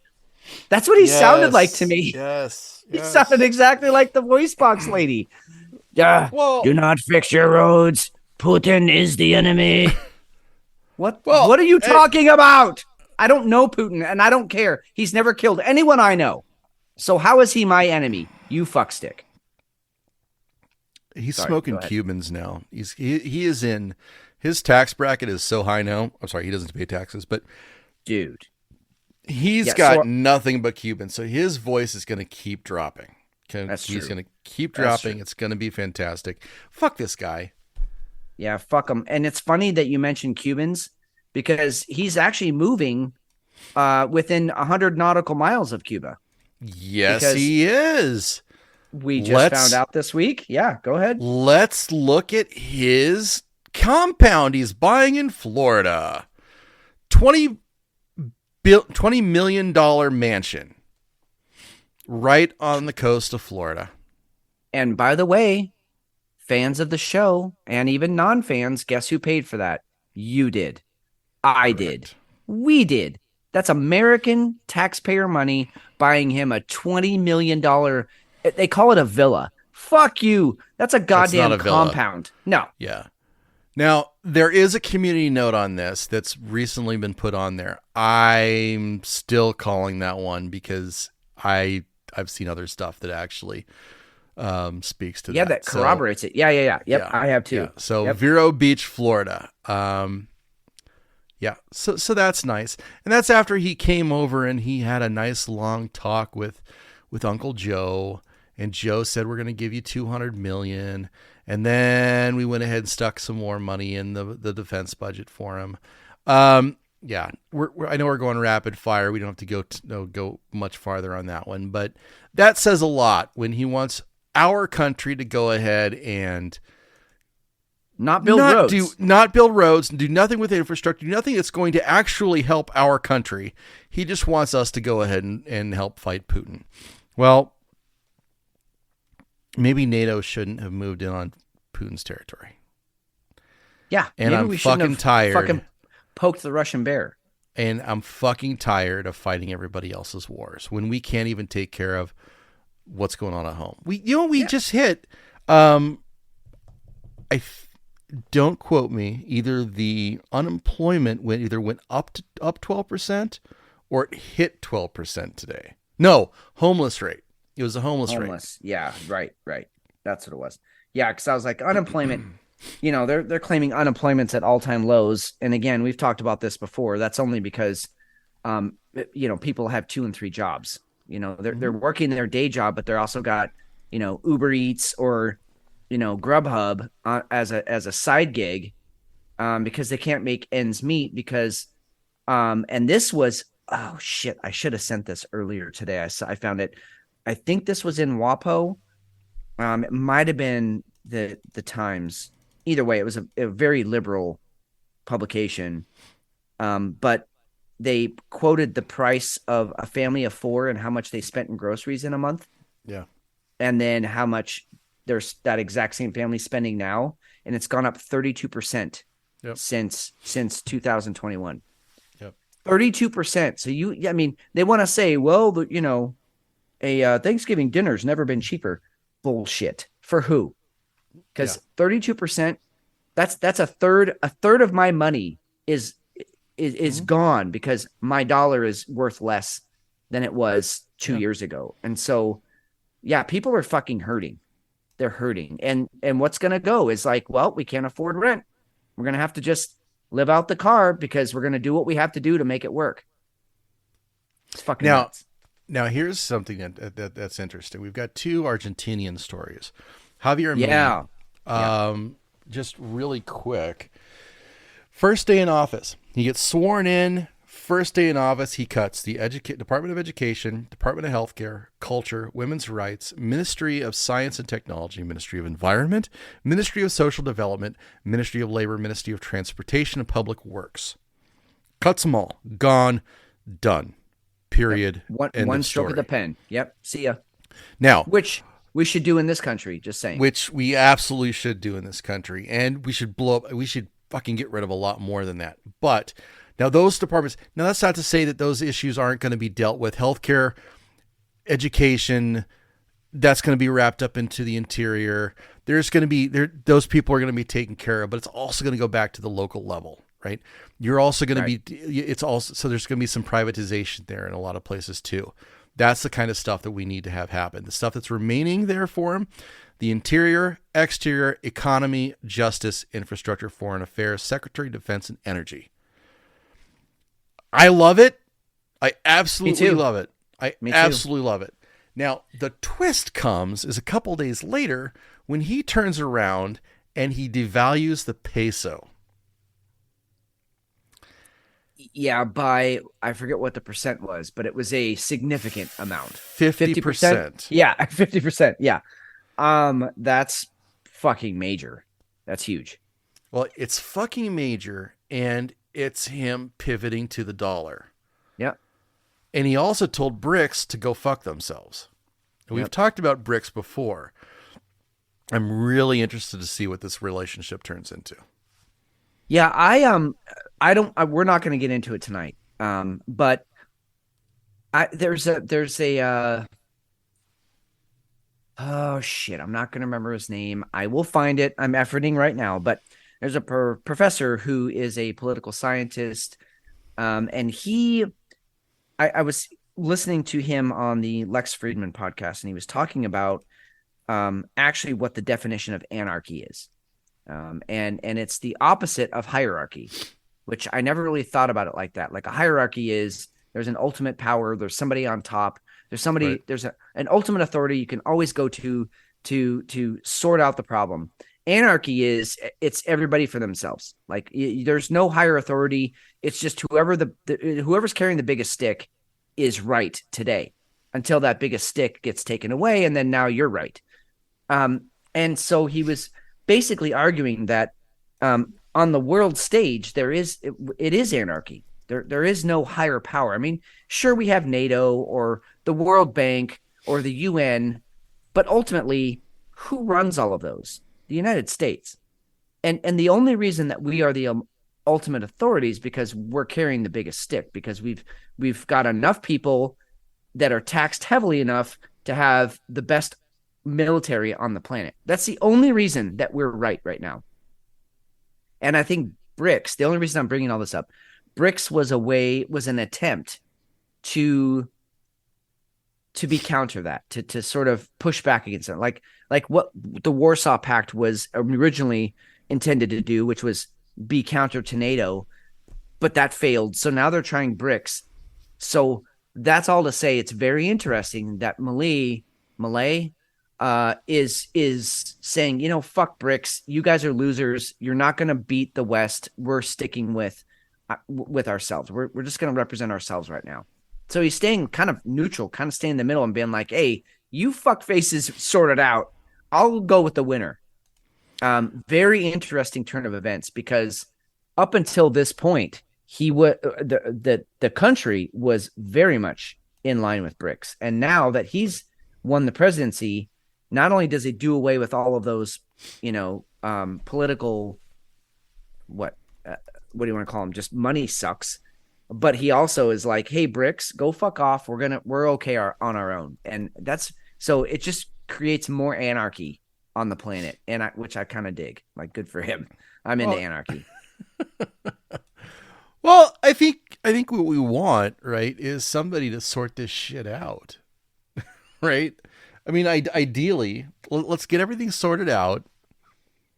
Stop with all the sides, and come to a consensus where we can actually start moving forward and stop just saber rattling, fighting over resources and all that kind of shit. So it's interesting that he's sitting back. What I think is going to end up happening, though, is going to be, we talked about this for quite a while back, right? It's not going to, the US, I think, is going to lose teeth in Europe. And I think they already have a little bit. They're kind of, I think they have. Yep. They're grasping onto straws, right? Yep. Agreed. But I think they're going to double down in South America. I think they're going to be involved in Brazil eventually. I think Argentina was the first. I think Venezuela is our doing. I wouldn't be surprised if that was part of it, because we talked about Venezuela last week, right? For sure. Yeah. I want us to keep an eye on what's going on in South America. Yeah, we have to lock down the Western Hemisphere. Yeah. I mean, if we're not the biggest bully on the Western Hemisphere block, then we lose credibility with the entire rest of the world. Right. Period. Well, we have to retract, right? We have to retract. Yeah. We got to pull back. Have to just secure all borders. Yeah, exactly. Yep. So we're going to lock down. Yeah. We don't want that. Go ahead. No. for sure. That would be a telltale sign to the rest of the world that we have lost our dominance. We can't even control our own backyard. How are we going to control the block? It's going to be very, very interesting. And I think it's going to come down because we've talked about this, right? China's very interested in, well, they're all over Africa, right? Russia has gone into Africa. They've gone into Northern Africa, bases and whatnot, and they're, funding, making things, financially better there. Same thing we've done every place else, except we're not doing it now. I think we're going to see a retraction. I wouldn't be surprised if it comes into, two different hemispheres where, everybody on that side of the continent or on that side of the world is, you're going to see China, you're going to see Russia, and we may pull back and we may say, okay, well, that's fine, but we're going to be all about grabbing as much of the Pacific as we can, and we're going to grab South America and Middle America. I think that's what's going to end up happening. Yeah, I mean, I can't dispute that. I think, the one thing that we have, I mean, we are still carrying the biggest stick. I mean, regardless of the advancements that have been made in China and but we can't use it. Russia for sure. Yeah. No, we can't use it. But and I'm not even talking about the nuclear option. I'm talking about I saw a thing. It was comparing a jump carrier. So I'm talking about a boat, a ship. Right. A jump carrier can carry up to, I think, 12 airplanes. And then you have your super carriers, like you think of like our big aircraft carriers. Yeah. So in the entire world, there are, I think, 24 jump carriers. 14 of them are the US's. 8 of them are Russia's, and I think the remaining ones are China's. And then super carriers on the planet, there are 12 super carriers. And by the way, a super carrier is 7 times more potent than a jump carrier. Right. Of the super carriers out there, we own them all. We have them all. Yeah. China has 0. So, like, people want to say that China's this big threat, and I think economically they were for a little bit there. I think they're losing that very quickly now, both because of their population problem, an aging population, and their birth rates are going so far down, and also we know the troubles they're having in their economy. So even as an economic power, they're not scary anymore. And then militarily, they wouldn't have a chance. We literally could take over China with half of our Pacific fleet. So we are still the biggest ones on the block. But to your point, if we can't lock down the Western Hemisphere, North and Central and South America, then the rest of the world's going to be like, hey, there's a crack in that wall. I think we can get through. Well, so yes, but I think my point was that we can't use those sticks. The world's done with our bullshit. And are using those sticks in the Middle East, and all the other places we've decided to go ahead and throw our weight around. I think I don't know that we can get away with that stuff anymore. I really don't. I hope you're right, because I actually don't. I don't like being part of the winning team when the winning team is a fucking bitch ass bully. Right, but doesn't that point to the need to go ahead and do more proxy wars? I mean, Ukraine and Israel. Yeah, I know. I know. Yeah, we'll fund you. You go out and you go ahead and use our big ass sticks to go beat whoever you need to go ahead and beat up. Yeah. And I'm not anti-American. I swear to God, this is not what we should be doing. Okay, this is not Bastion on the Hill type stuff. Okay, this is not us being the shining example of what it means to be a global leader. Yeah, you're not a leader if you're a bully, and that's what we're doing. That was exactly my point. Is it's actually more American to have these conversations than to just fucking toe the party line and just fly a flag, regardless of who we're stepping on. Just fly the flag out front on your front porch and be like, yeah, I'm an American. No, to support what's going on right now is actually anti-American, because what we should be is a force for the right thing, justice, equity. And I'm not saying equity, caring, empathy, like technology. How about all boats rise with the incoming tide instead of, oh shit, the tide's coming in, we better sink all the other boats, because that's the philosophy we have right now, and it sucks. This is the idealism that we grew up with, and I still have it, and I'm not going to apologize for it, because I still think that's the right way to go. Me too. Even though the last 30 years, every example's been, for me personally in my lifetime, maybe people are going to have much longer track records of, the bullshit that they've seen, that they've experienced. I'm only going off of that. It just fucking sucks. We can do so much better. It's just, Dude, I was born on the day that the Vietnam War officially ended. And for whatever reason, when I found that out, it stuck with me. And so I've done my homework on the Vietnam War just because it just has always intrigued me because of that fact. And the Vietnam War, I mean, so you can go back to the Vietnam War starting in unofficially 68, 67. That we shouldn't have been in that war. And we probably shouldn't have been in the Korean War. I mean, you can somewhat justify World War II, but after that, we have done no good in the world. We've just been walking around swinging our fucking dicks and making people take it in the face. And I don't want to be a part of that anymore. I don't want my money being spent on someone else's dick slapping someone in the face. I don't like it. You're absolutely fucking right. Yeah. All right. Let's get back to bullshit that was in that movie. How about the sun? Good God. Fitz, the next 48 hours are going to be interesting. ETA, estimated time of arrival of the CME, is November 17th. This fucking guy, finance a lot. Yeah. Couldn't even get the right month. Yeah. In his fucking tweet. Nope. You son of a bitch. Idiot. Everybody is freaking out over what's going on with the sun. We even have this random fucking, look at this. This is new. Halo CME. Yeah. Have you seen this before? I've seen that view. And it's actually not widely used because it's so inaccurate, because as this video is showing, that looks like it's aimed at Earth.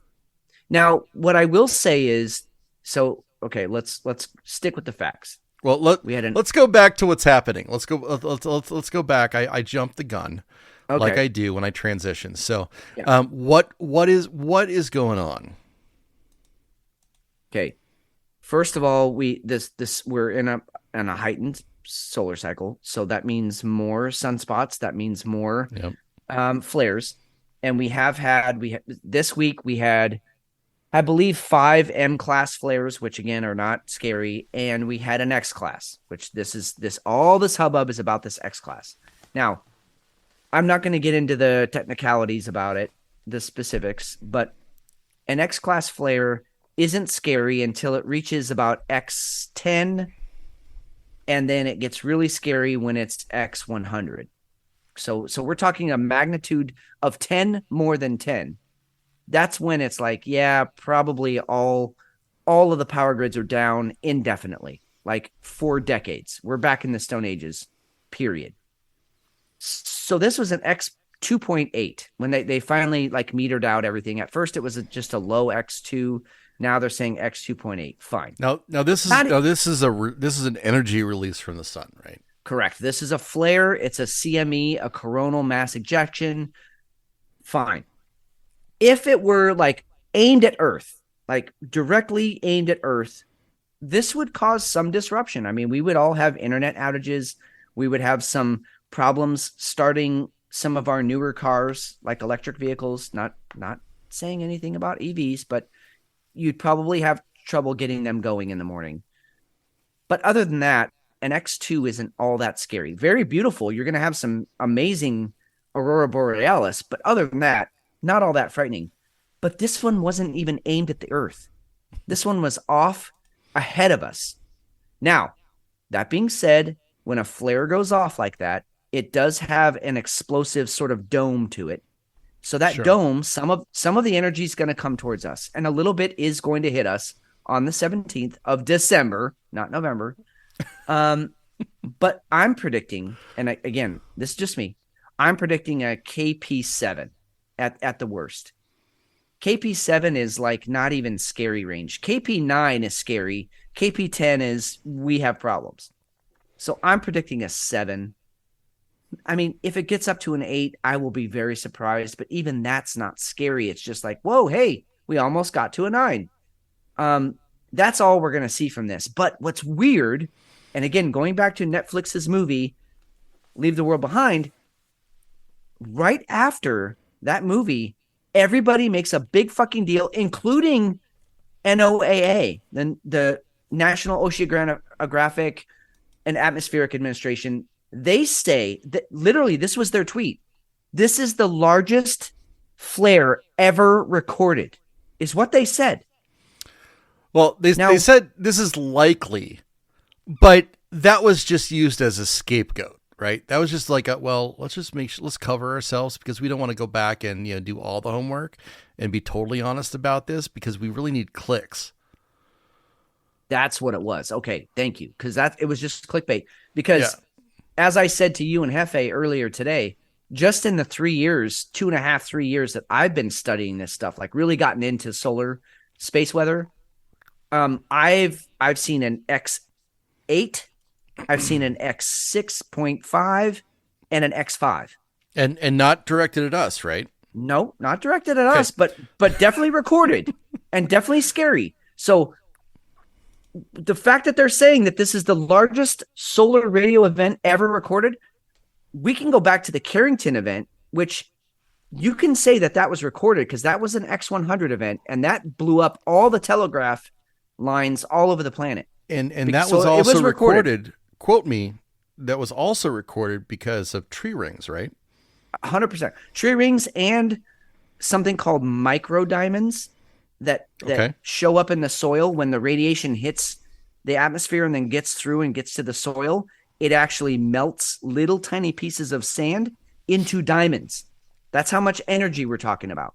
And that's how scary that thing was. And people aren't bastardizing the data. Nope. Right? That's a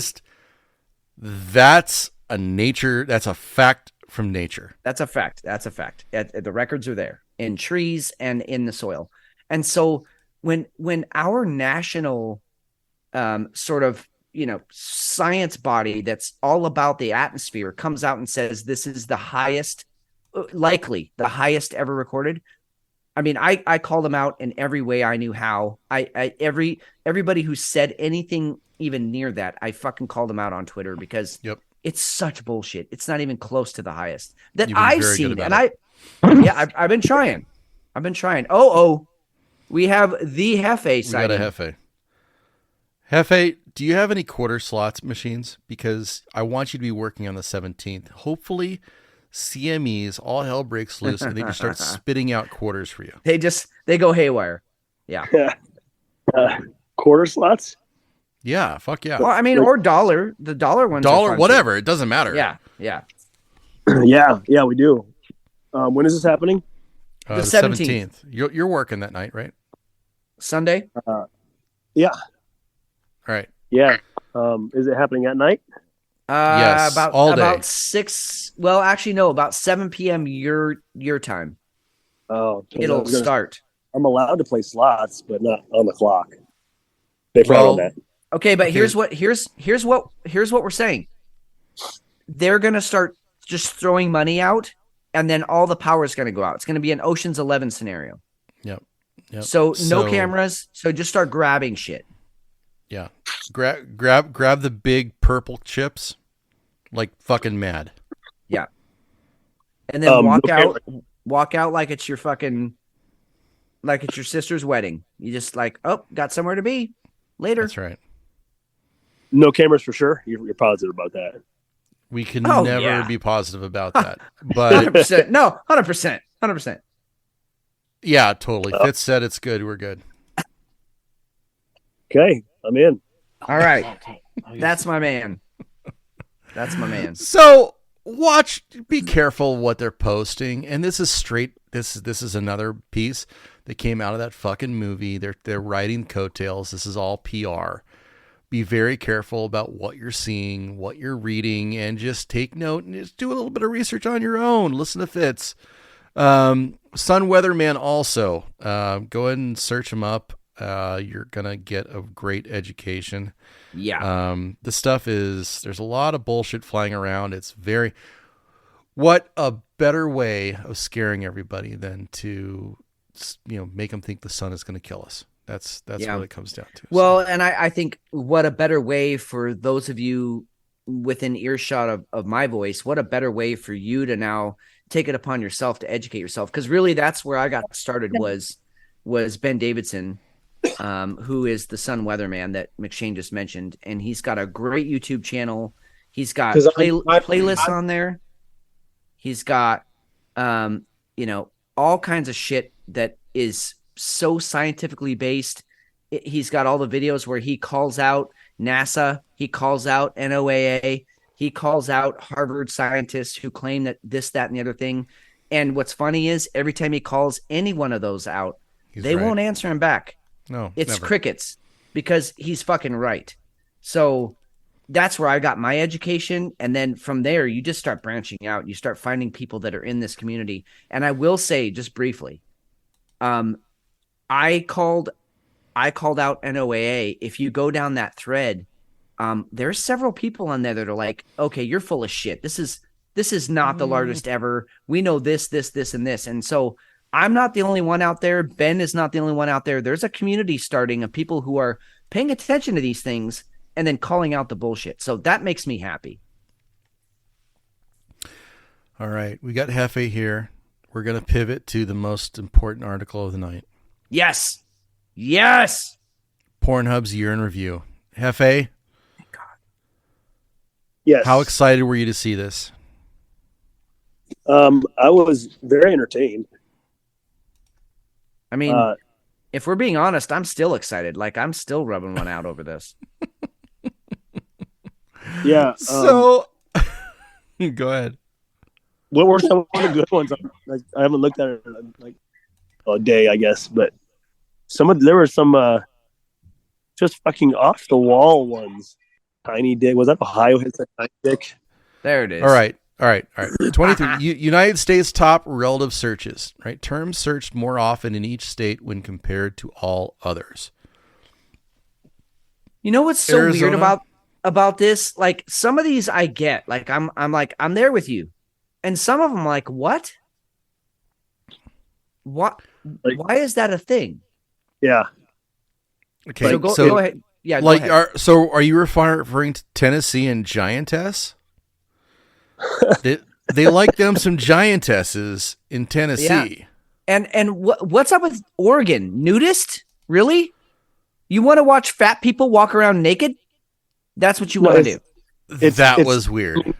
Yeah, when you look at it from 30,000 feet, like some of these shouldn't be on like the top 100 searches of the state, and they're the top one. It's bizarre. So what we're saying is they need to try harder. And what's up with Nebraska? Rub? Because rub, like, to me, that's like you're getting ready for barbecue. Like, what is rub? What are you rubbing? What is I didn't even think of that. Oklahoma, you uneducated fucks. What is sex dick? What is that? What else do you do with a dick? You fucking morons. And I'm sorry, Texas. Well, creamy? Come on. Creamy? Really? I love Alabama, though. Like, Alabama, they're done. Like, fingering myself is what it says. But to me, that's like there's so much incest. They don't even know if they're fingering themselves or their sister. Like, well, I thought. See where I went was they've completely given up. Fuck it. I'm just gonna go and finger myself. Fuck this. This is just fucking bullshit. I fucking.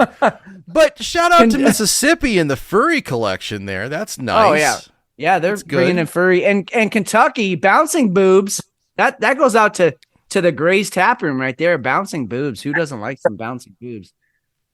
So and Pennsylvania. So bouncing boobs in Kentucky, and Pennsylvania had big boobies. Okay.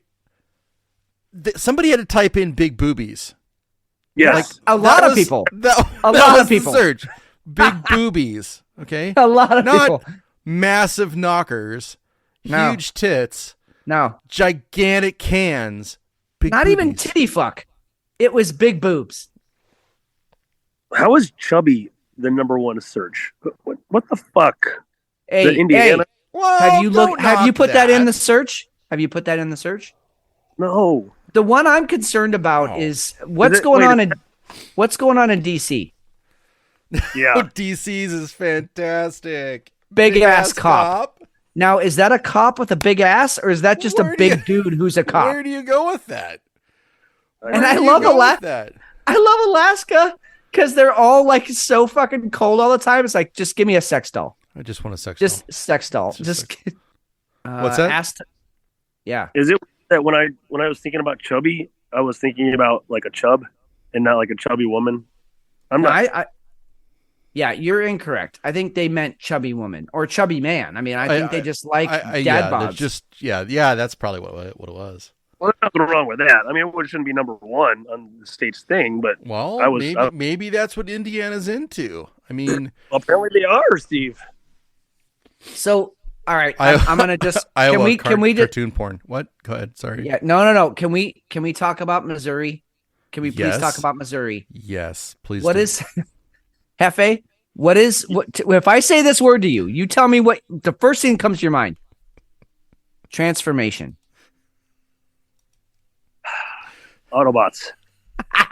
Unite. Transformers. More than meets the eye. Yeah. That's their top search. Yeah. They should be it really is fantastic. This year in review never fails. It never fails. Colorado femdom. Dude, yeah, and what's There's going on? There's a lot of pegging going on in Colorado. I'm just saying. What's going on in the Dakotas? Both of them are, one is shower sex, the other is loud, wet sex. And Minnesota, they just want to tickle each other. It's just so fun to tickle. Just tickle me again. Virginia is smoking. Yeah, that one gets me. Like, that's just an immediate, like, no. Okay, can we go back to Minnesota and tickling just for a second? Yeah, okay. With what we've learned about Minnesota lately, and its woke streak, that kind of makes sense. You're right. You're right, because it's unisex. It's not specific. Anybody could tickle anybody. Exactly. The lack of sex that's going on there is radiating like a mushroom cloud. And also, and I'm just throwing it out there because it's relevant to the conversation. It leans a little bit towards the young side because isn't that like what you do to kids is tickle them? That kind of weirds me out. And here's to West Virginia. They are getting so little pussy that their number one search was just nip slip. Like, just give me a fucking nipple and I'm good. That's all I need. Well, in Virginia, smoking. Yeah, right. I don't even need pussy. I don't need boobs. Just show me someone lighten up. I'm in. Hey, what was it? Utah, Colorado that banned porn. Like you can't get it on your phone. Utah tried to. Yeah. Utah has tried to. Which is why their number one search is Mormon, because that's code word for, Right. Fuck me in the butt. Okay, so New Jersey, their number one search was Turkish. Is that the nationality or is that the dude from Snatch? I'm gonna go with it's the nationality, but now that's even better though. I prefer that more. That's even better. All right. Well, but double Connecticut Connecticut's like, fuck this. Watch this. Hold my beer. Double vaginal. Yeah, let's I want two dicks in there and they're both going to town. Yeah, that's what they want there. That's oddly specific, but also mad respect because I can appreciate that. But oddly specific over a large public. Yeah. Like a lot of people had to put that in. Yeah. What's body swap? Oh, that's like transformation. Oh, that's a good question. Body swap. Transformation, man. I don't know. Let's look it up real quick. I got this. Beard's question. I don't know. I don't think there are any repeats, Beard. I think every state, it's a unique. There's a unique search, which makes me think that if one state had it as their number one, it couldn't be another state's, because honestly, how is like lesbian porn or upskirt or something like that, like whatever a lot of guys want, how is that not the number one in like 6 states? Yeah, I glazed over the rules. They did say something about that. They did say something about how no there will be no repeats. I don't know how they decided that, like who got to keep the one or whatever. Yeah, and I agree, Beard. Some of these are fucking weird. Like, even if this is your number 2 or number 3, like smoking, really? That's what gets you off? Or just like a nip slip? That does not do it for. I mean, I like a nip slip as much as the next red-blooded American, but that doesn't, like, that's not what I'm like. I would search for that on like the Chive or something, but not when I go to Pornhub. Like, I want to see like the full Monty, right? Yeah. Someone's getting penetrated somehow. Yeah, you want a Senate briefing room, right? Oh dear, the aid getting AIDS. Jesus. Hey Hefe, so body swapping porn. That's like you get your girlfriend's friend instead of your girlfriend. Or the different, that's what that is. It's just weird and awkward. Shit. Yeah. Thank God, now I know what to search for. I was wondering. I confirmed it. So I was wondering how to find that, because that's hot as fuck. Okay, I'm into that. I thought it was maybe a guy waking up in a girl's body. That'd be in like going to a locker room and stuff. Or like like Freaky Friday stuff. Like you wake up in your mom's body and you fuck your dad. Wait, what? Yeah. Yes. No, stop talking. Yes. Moving on. Most viewed categories of 2023: lesbian, Japanese, ebony, anal, then transgender, mature, threesome, hentai, big tits, outdoor, popular with women. I don't know what that means. Then amateur, gangbang, cream pie, Asian, big dick, bond. Yeah. I don't know what popular with women. Oh, really? We just started. I know. All right, man. Longer breaks. Yeah. All right. Please. And all right. We'll see you next time. All right. So Russian porn is big in Russia. Whoever would have thought? Yeah, weird. The Canadians love lesbians. Yes, they do. And apparently the United States loves ebony. All right. You know what cracks me up? So you see how the like Northern Africa is all about the Arab. I've seen some Arab porn, and this was just for research purposes. I'm not, right. You're not. But what's funny about it is like most of them are still wearing the full burqa. They had but they had the burqa on, but then the front will open, and so you're seeing tits and vagina and ass, but their face is still covered. And I'm like, what? At that point, what is the point?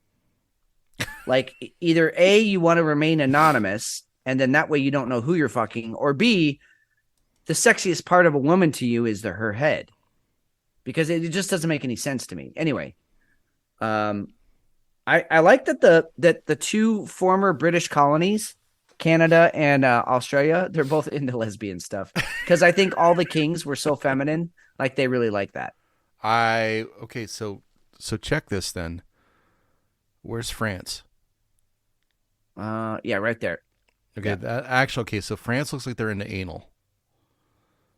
Yeah, all right, yeah. So France, Germany, that kind of makes sense. So maybe the Canadian and Australia, they like to get fucked in the butt. Well, France definitely, apparently, according to this, likes it like that. But your Canadians and your Australians aren't really sure. So they're like, you know what? Maybe we want to be lesbians. I mean, maybe that's something going on. I mean, I've always said, like, if reincarnation's the thing, I'm coming back as a lesbian. And I'm coming back as like one of the really hot ones. So you're going to be a lipstick lesbian when you come back. Yeah, but like the hottest lipstick lesbian, or maybe bi. So that way, like, no matter what room I'm in, there's someone there to fuck. Like, Well, I want to keep my options open. You know what? Honestly, I mean, I think it's all about increasing your batting average. So you want to keep your options open. You want to make sure that you're going to be able to be whatever you're going to get laid at some point. That's what you're looking for. That's what I'm saying. Dude, I like this one. The categories viewed the longest, small tits. And I'm wondering, is it because it takes you longer to finish? Because there's no like actual tits going on. So you're like, is this a guy or is this, or is it a woman? So I guess so there's a couple ways to take that. So Feet. Your small tits, maybe it takes longer for somebody to get off on small tits versus feet. Like the people with feet that have the foot fetish, 6 minutes, they're done. They're done. Average, done. Solo male, scissoring. 6 Yeah, I minutes. mean, I'm in. Like watching scissoring, that's pretty fucking hot. I'm in. Now, so Pornhub is okay. I don't spend a lot of time on Pornhub. I really don't. But I have to appreciate their commitment to analytics. Yeah, because important. They've got the plus minus on fucking everything. Small tits. The change since 2022 is up 108 seconds, guys. It's gaining. Koreans, top gaining categories. Korean, 82%. Japanese, 74%. Mature, 69%. Cartoon, 52%. Over last year. The Korean and Japanese, it's because we're about to go to war with Asia. Like, I think you're goddamn right. Yes. Yeah, and they're like, hey, I better start finding these people hot because they're going to win. Yeah. And honestly, and it's inclusive as fuck. They've got Pornhub gay. They've got plenty of stats for Pornhub gay, which is fantastic. I mean, if you need to know, I think it's fucking great. Dude, they break it down, men and women. I think we even did this last year. So I know we did. I am an analytics nerd. If you want to throw stats in front of me, I will look at those stats, and I love the story because it just depends on how you look at the stats. I fucking love this. This is my favorite. I totally thing of the agree. year. No, I mean, being a science person, like, give me the data. Like, I want to measure, what happened before, what's happening now, and then we can predict what's going to happen in the future. And like, I love this shit too. And I can be totally like just completely removed emotionally from any of this. Like, I have no judgment on if like the number one category is scissoring. Like, just because I don't like it doesn't mean that, a lot of people don't like it. And I get it. So I can be dispassionate about all of this, and it's fucking great. So, and I like this part. Viewed more by women, because this is what I'm more interested in, right? Scissoring, 196%. Then transgenders, 175%. That's interesting to me. That's viewed more by women compared to men. But I think guarantee women you want to know what it's like to have a dick. No, I think it's the other way. I think it's men that became women and they want to see what it's like to eat pussy that was a dick. Okay, that's another. Because look at it's stats. Look at It's a different way to look at it. Look at the two that are around it: scissoring and pussy licking. Those are the two that are right around it. So they want to see that with something that used to be a dick. I think. I mean, because I don't know. I'm gonna stop there before I really go down an alley that I can't come back out of. This will be in show notes. Definitely take a look at it. It's fantastic. Absolutely love it. Yes. Just to let you know, in the Grace Tap Room, yes, we definitely saw the video of the guy with the grenades. Yeah. We mentioned it at the beginning of the show. We haven't talked about it fully on the show yet, but yes, we did see that early this morning, and it was Not a great way to start a Friday. All right. Cyber attacks. Again, going back to the Netflix movie, Leave the World Behind, that's what the whole basis of that movie was. And then boom, what do you know? Right on cue, I think pretty much starting like Monday or Tuesday, China, apparently, allegedly, China was cyber attacking the U.S. Well, let's go out to Fox News and hear about it. Fox News reveals hackers affiliated with China's People's Liberation Army have infiltrated critical services here in the U.S. Alexandra Hoff is now from our nation's capital. Alex, this is not good. No, it's not. I mean, this infiltration appears to be part of a broader effort to insert chaos into our logistical systems. The information collected could then be weaponized if the U.S. and China were to become engaged directly in the Pacific. According to reporting from the Washington Post citing multiple U.S. and industry security officials, China's cyber army is invading critical U.S. services, like an attempt to break into the system behind Texas's independent power grid. Other victims include a water utility in Hawaii, a West Coast port, and at least one oil and gas pipeline, according to that report you're seeing there.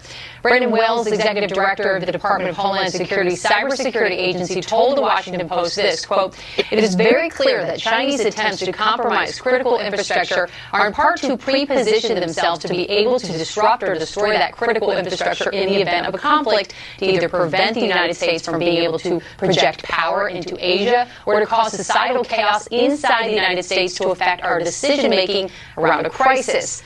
The report notes that over the past year, hackers affiliated with the People's Liberation Army in China have accessed the computer systems of about 24 critical entities. At no point in that was there, oh my God, we're being attacked by China. This isn't an alert. This is stuff that's been going on for years. It's as bad as the stuff that we've been doing everywhere else. This was purely done. This was scripted. It came out right after the fucking movie. Yeah, it's clickbait. It's clickbait, and I love how non-specific they are. You know, hackers associated with the PLA. What does that mean? Hackers associated with the PLA. How? You didn't give me any receipts. How you know this? Like, hey. Our hackers have backlogged through VPNs and they bounce it off fucking satellites and they found that these hackers are associated. No, it was just hackers associated with the PLA. That is like at this point in our sort of viewing of what the United States government is. That is such government speak. That is so vague and so nondescript that's the kind of language where you have to go, wait a minute. That's fucking bullshit what you're saying. Hackers associated with the PLA. What does that even mean? You don't even know what it means. These people are just reading a script. And that's exactly what it is. There's nothing else to it. It was just fucking clickbait. Yep. We did have a UK bank that went down. That was early. I think it was yesterday, actually. And that was interesting. But I think we might even be able to go and attribute that to a hiccup or possibly the sun. You know, we already talked about that. So I don't know that was even that big of a deal now. Although they're talking about liquidity problems, you know, throughout the weekend. So it'll be interesting to watch. No, that's exactly what I was going to say. It's really kind of a non-story, except for, again, people. You hear that there's a problem with your local bank, so you go and want to withdraw your money, and then they say, "Well, we don't have the assets to cover what you're asking for," and maybe it's not you, maybe it's your neighbor, because you got there on Monday and they go in on Tuesday, and now the bank can't give them the money that they deserve. I mean. That's concerning. That's when any bank, I don't care if it's a small local bank, when they have liquidity problems, that is a symptom. That's a canary in a coal mine. The canary in the coal mine is the canary dies before you do because it doesn't have enough oxygen. Well, that's those smaller banks starting to die off saying we don't have enough oxygen. It's time to get the fuck out of the coal mine, guys. That's what that says to me. So yes, it's not a huge story, but also it's kind of a huge story in 3 months when you can't get your fucking money out. Well, it's only a big story if it actually happens, though, and that's where I'm hung up on it. Okay, so we've got some turmoil, we've got some issues. I'm still not fully convinced that we actually have an issue with that specific thing. It's not caused by cyber attacks or the sun or something along those lines. You might have an actual functional issue with the liquidity problem that's within banks, but I don't systematic. I'm not buying into this outside force that's going to go ahead and tank it. No. Interestingly enough, in fact, when that fuckstick came out with the November 17th, because he had the month finance a lot. Right. I did go out and I checked the down detector. This is a neat little website, and you can get pretty specific with it. You can actually look at different servers that are up, and you can actually see spikes. You can see where servers have been crashed. You can see where there's actual issues and things. You can actually dive into and get really tight with, how those servers are working. One of the things you can look at within here is going to be going into finance. So I can go ahead and I can let's look at Chase. You can look at how their servers are working throughout the last 24 hours, and with better access, you can get more information, right? But you even called attention to this yesterday or today, this morning, because I'm still not good at calling this stuff out. But after this dickhead said, "Hey, systems are down, we're gonna have liquidity problems and all this kind of bullshit," I'm like, I'm not seeing that. And I gave you the times that I was seeing where there's actually a jump in server activity, and it actually matched up with when the sun hit the earth, or the sunspots actually hit the earth. Yeah. So that was pretty fucking rad. Oh, it was awesome. I mean, it's a perfect correlate. And just, to sort of further everyone's education, when the sun pops off, there's an immediate energy surge that we get about 8 to 9 minutes after it happens. And then there's the coronal mass ejection, which takes about 48 to 36 hours to get to us. So we have 2 different waves. Well, that spike that you saw was exactly correlated with the initial shock wave of that 8 to 9 minutes after the thing happened. I mean, it was because you were like, "Hey, I saw this spike," and then you're like, and I said, "Well, yeah, that would make sense with the sun popping off." I said it was between this time and this time, and you're like, "Yep, that's exactly when the spike was." I mean, it's fucking crazy. Yeah. And hey, we had fucking data. Yeah. Not just some popping off on Twitter. Right. So long and short, at whiskey_hell, follow us. We've got our shit fucking down. Okay. Yeah, we know what we're doing. Yeah. All right, so we're at 2 hours 10 minutes. We're cruising here, but I think there are a few things I want to go ahead and hold off until the next show. Now we're taking off next week. We're gonna take off Christmas. I want you got to tell me, can we get the we do have a deep dive on the all-in-one app. We should get that done this month. Do you agree? Do you have time to get that one done, you think? Yeah, we can make that happen this week. I I've got my mom coming into town, and I want to, and she's not here for long, so I want to give her my 100% attention, but either before or right after she leaves, let's get that done. Because not only do I want to get it done for just to have some extra content out there, I actually think we're going to have a pretty fun conversation about it, because it's kind of wild if you think about the concept of a one in everything app. That's kind of scary and awesome all at once. And so, I'm looking forward to talking about that. So let's make that happen. All right. So that's going to happen over the next couple of weeks. We're going to skip next week, but we will have this content for our Patreon. So join the Patreon. We've got some adjustments we're going to make for 2024 for the Patreon. But we'll make sure that that's going to be out there. One thing I did want to go ahead and bring up before we go ahead and bail, I totally forgot about this, so there might be some editing involved, but the Biden White House Christmas. Oh God, yeah, with that weird dance company, which So- upon further review, as they say in the NFL, is wildly, I won't say racist, but I'll say anti-white. Pro BLM, pro defund the police, pro pretty much every ethnic group except anybody that talks about whiteness. So it completely is. And there's been a little bit of debunking done. So if you go to their website and you actually look up Dorrance Dance, you will see a lot of effort put into everything that but just go look for yourselves. Okay. Yeah. I'm not going to sit here and say it's racist, but it's not inclusive. Well, we can put it that way. The Biden White House Christmas, it was absolutely bizarre. It's nothing like what we've had in previous Christmases. Just decorate the fucking house, walk through the video camera, and there you go.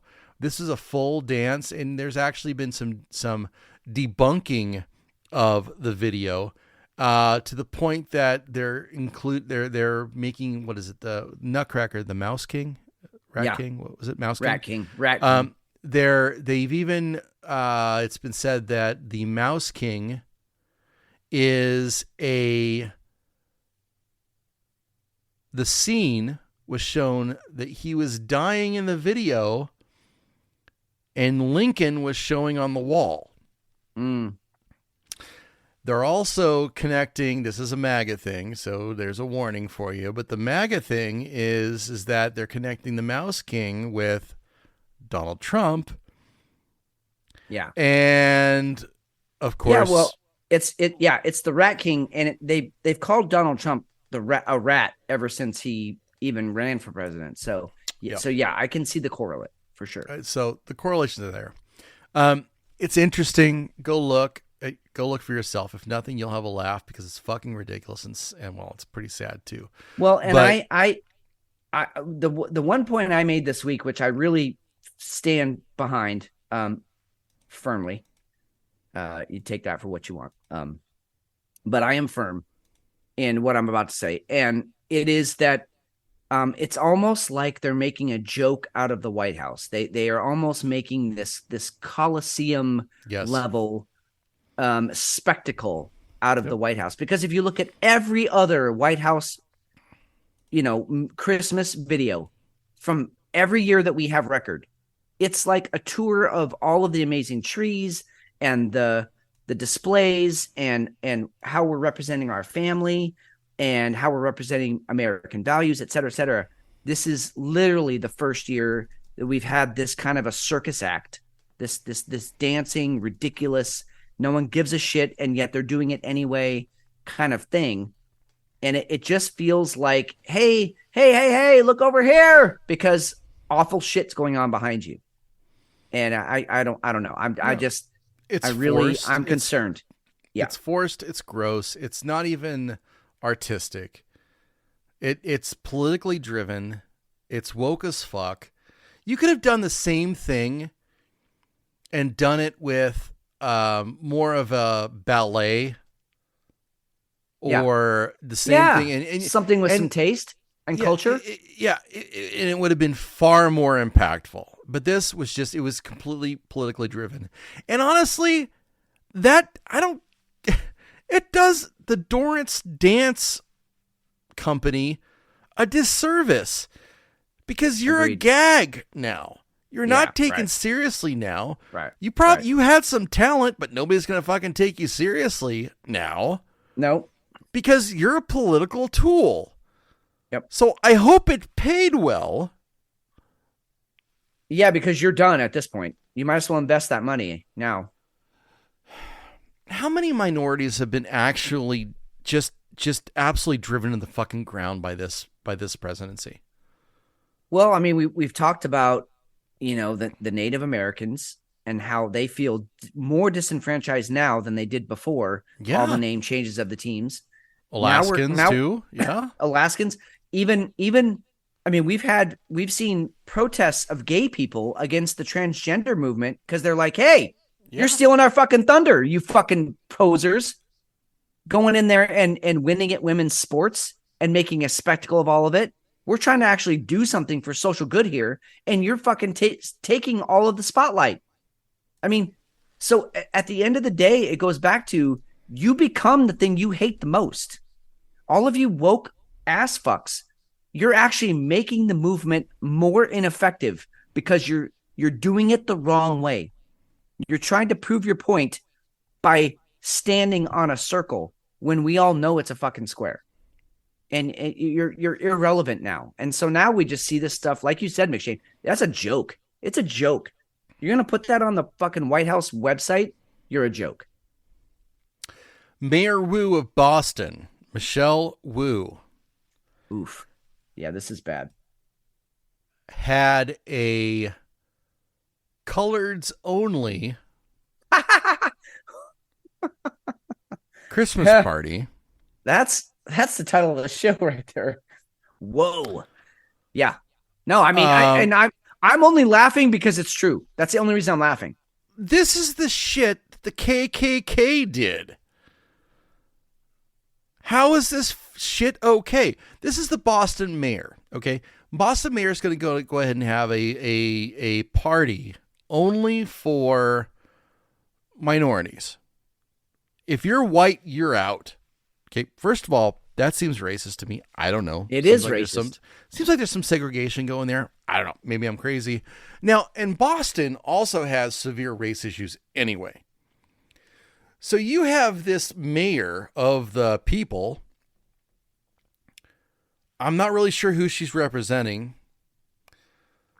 But she turns around and she does this holiday Well, let's go ahead and let's let her say. Let's leave it for her. Hold on, here we go. I think we've had individual conversations with everyone so people understand that it was truly just an honest mistake that went out in typing the email field, and I look forward to celebrating with everyone at the holiday parties that we will have besides this one as well. So it is my intention that we can again be a city that lives our values and create space for all kinds of communities to come together. The apology isn't that she had a coloreds only. That's the words that were used in the email that was sent. The apology is for the email being sent at all. Yep. Yeah. That says a lot. Yeah, it does. It 100% does. I mean, it's like I walk up and punch you in the face. Okay. And then you punch me back, and then your apology is, I'm sorry he hit me in the face. Like, no, that's not how you apologize, you fucking idiot. Being anti-white is not the same as being anti-racist. That's actually being racist. It's just being racist against the majority, which we're very close in this country. Last time I checked, we're very close to not being the majority anymore. There are very soon, in the next 5 to 10 years, we will not be the majority anymore. So then what?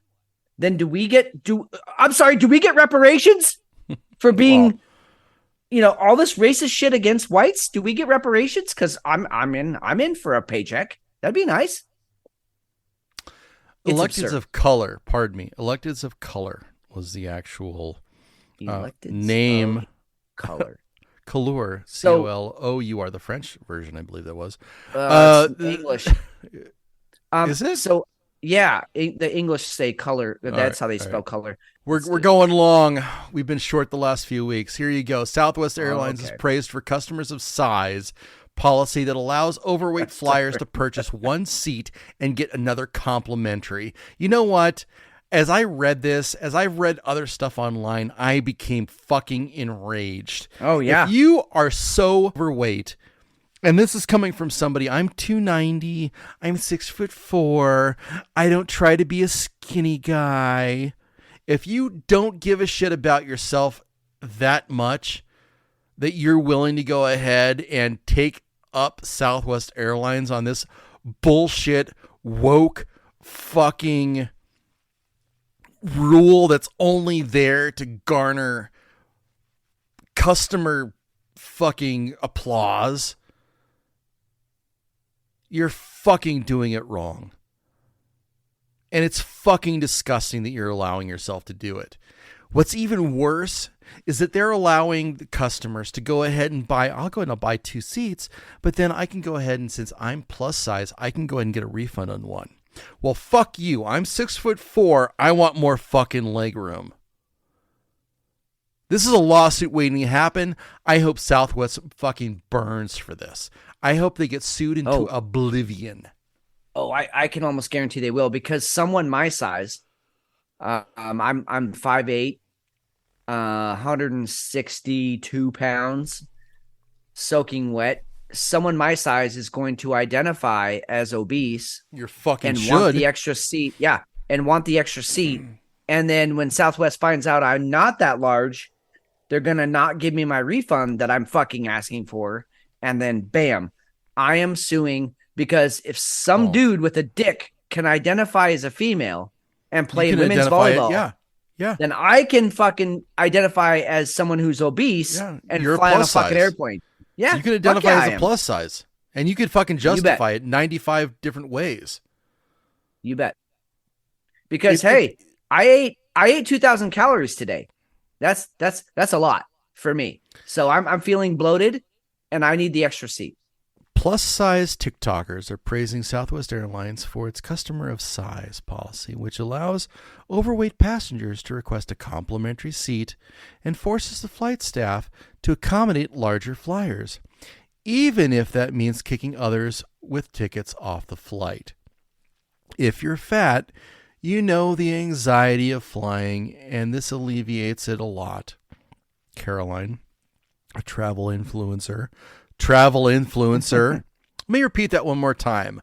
Fucking travel influencer who said she's a size 20 told her nearly 200,000 followers in a video posted at the end of October.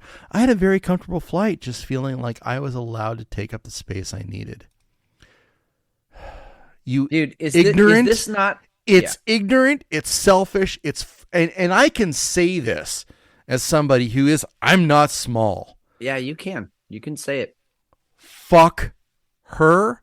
Fuck Southwest. I will never use them. And I hope they fucking lose market share. I hope it turns into, all it is one gigantic obese flight.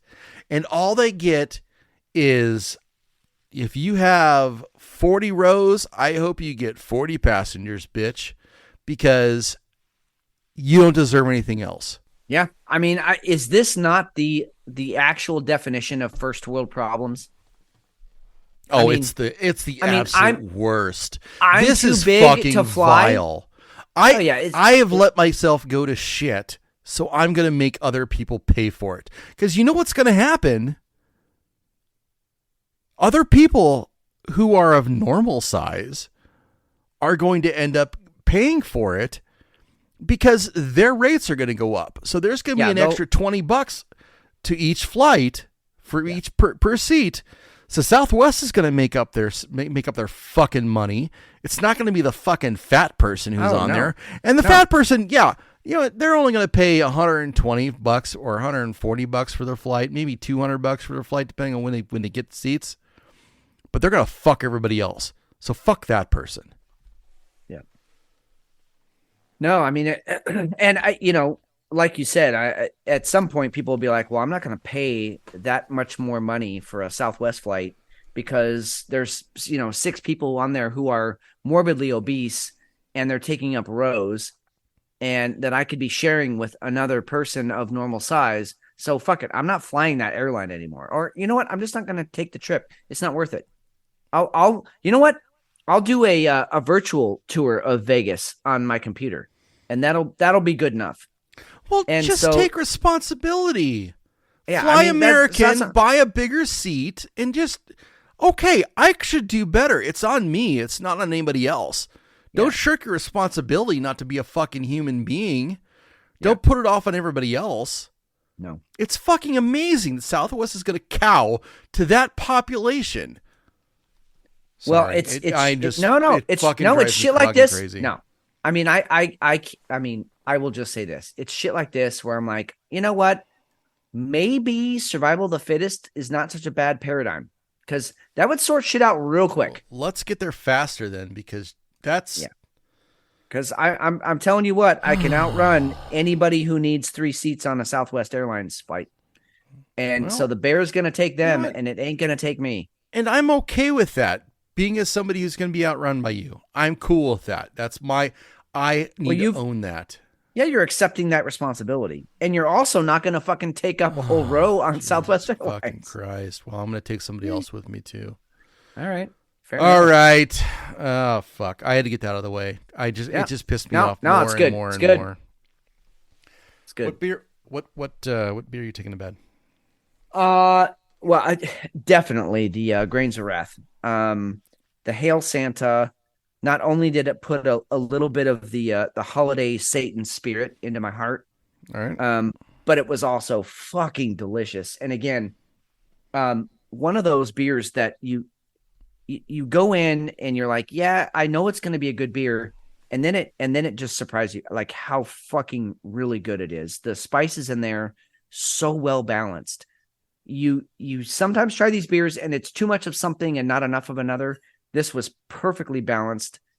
If you can find this beer this time of year, go out and get it. It's worth the try. Even if you've not had craft beer before, you'll love this fucking thing. It was delicious. So I'm taking Satan to bed tonight, and I'm okay with it. It's all good. Hey, fuck it. You just need to own Satan when you're in there. That's all you got to do. Yeah, I'd rather be fucked. All right. Well, here's a quote of the show. I'd rather be fucked by Satan than the Widmer brothers, because they're sloppy. They don't really know what they're doing down there. It's a mess. But Satan knows what he's doing, and he makes it worth my time. Oh my God, that's all right. Yeah. Big Bad Baptist Brew Masters Keep. Yes. Imperial Stout aged in whiskey barrels. So I picked this one because it was. Well, let me just going to read it to you. Epic's cellar team has over decades of experience perfecting world. Well, this is the same thing I fucking whatever. It's the same thing as I talked about before. That was a hell of a night setter. It was a great beer. Hard to drink because you cannot rush that, and that was actually really important. So I really enjoyed that one. The blueberry pie was fucking cool. Not going to lie about it at all. I won't say it's a twosome because I want to spend my time with the Brewmaster's Keep. Okay, fair enough. But the blueberry pie was on a different night it would definitely be it would definitely be up there. Definitely better than the blueberry waffle. Right? Yeah. Right. No blue waffles or anything like that. Purple waffle, whatever the fuck that is. Yeah. All right, we ran long. Thank you for listening. You guys are amazing, and we appreciate all the time that you guys take throughout your week. Listen to the show especially during the holidays. God damn, I hope we fucking make you guys laugh a little bit. Same. We're going to be off next week, so remember that. We'll try and get a little bit more content here and there throughout the week for sure. But we are going to take a little reprieve. We will be back before the end of the year, though. And I think should we do a end of the year wrap up? Yeah, I think we should. Yeah, for sure. The show right before New Year's is going to be an end of the year recap. My challenge to you, McShane, is your top 3, news stories from this year. Which that's going to be hard. It's going to be hard because that's going to be tough. Yep. That's going to be harder than me right now. Right. I mean, and you're really pretty hard. fucking hard. Oh, so, I'm hard. Allegedly. I'm hard, dude. Purple headed warrior. So anyway, right. But it's going to be a year wrap up show. It'll be great. And we're going to have some fun with it. So tune in. Yeah. Right on. If you guys want to reach out to us on X, it is at @whiskey_hell. WhiskeyHellPod.com is the website. We love you guys. Thanks for being awesome. Thanks for being with us every week. Thanks for downloading. Thanks for reaching out to us on X. And giving us more content, making us laugh, and just interacting. It's just nice knowing that we're all together. We're all witnessing the same crazy shit, and we're all here together, and that's important. That's strength. I'm Steve McShane. I'm Fitz. Love all of you. Please have a happy and safe holiday this coming weekend. Crazy shit going on out there on the roads. So just be safe, drink responsibly, have fun with your family. Don't say anything you're going to regret next year. And just appreciate each other. Okay. Just appreciate each other. We need more of that. So love all of you. Have a wonderful holiday, whatever you celebrate. We'll talk to you soon.